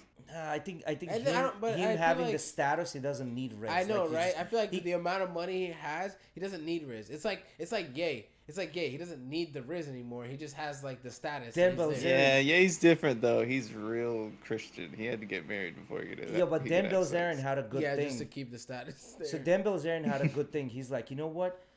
I'm gonna smash this girl without ever saying a word to her. So he literally had sex with a girl without saying a single word coming out of his fucking mouth, and this girl still slept with him. He's Dan. That's what I'm trying to say. When you have that status, when you're up there, like you that top 1% of a dude, like you don't have these issues. Like all the Dan Bilzerians, the same with Andrew Tate's, the same with fucking Ye, the same with, all of So- these. Drake. Arthur, yeah, Alex is in Tennessee, I think, right? Are you a 10? Tennessee. Yeah. What does that mean? I don't get it. Are you a 10? I don't think I'm a Tennessee 10, but I did get around a lot. No, he can't be Tennessee 10, bro. You got all those country superstars that live in Tennessee. You know what I mean? So he's got that competition ahead of him. Shit. But yeah, so what are we thinking? 2 hours 15 minutes. I think we're good. Yeah, we're good Yeah. for today. All right, guys. Thanks again. We haven't mentioned this, but hit that like, subscribe button on the way out. I was We love you guys. I Those was were really thinking, damn, I want to keep going, but then I remembered 5 a.m. No, bye-bye. yeah. No, See you later. I gotta wake up super early in the morning too. So All right, you guys have a good night. Appreciate you guys all coming out. Let me check out the chat real quick, maybe before we close out. You're gonna close out, yeah, right? I was almost about to. Okay, don't do that. Thank you, Eric, Arthur, for coming in. Justin. Tommy, Justin. I think that was it, There's, right? Oh, Peruano, Mauricio. Flaquita was on there. Valen was here. Valentina Oh. Castañeda, that's my I teacher. was She I'm was here. sitting here going, damn, what the fuck is that? What the fuck is that? Yeah, she's my teacher. Okay, Thanks, you for joining Valentina, for us. being here. Appreciate that. You guys all have a good night. Love you guys. Y'all be safe. We'll see you on Peace. Thursday. We got a guy coming in who went to school with us. Miguel was a good friend of his. He served in the military. He's also a That'd be content cool. creator. So There we go. That's perfect. we'll see him on Thursday. All right. You guys have a good night.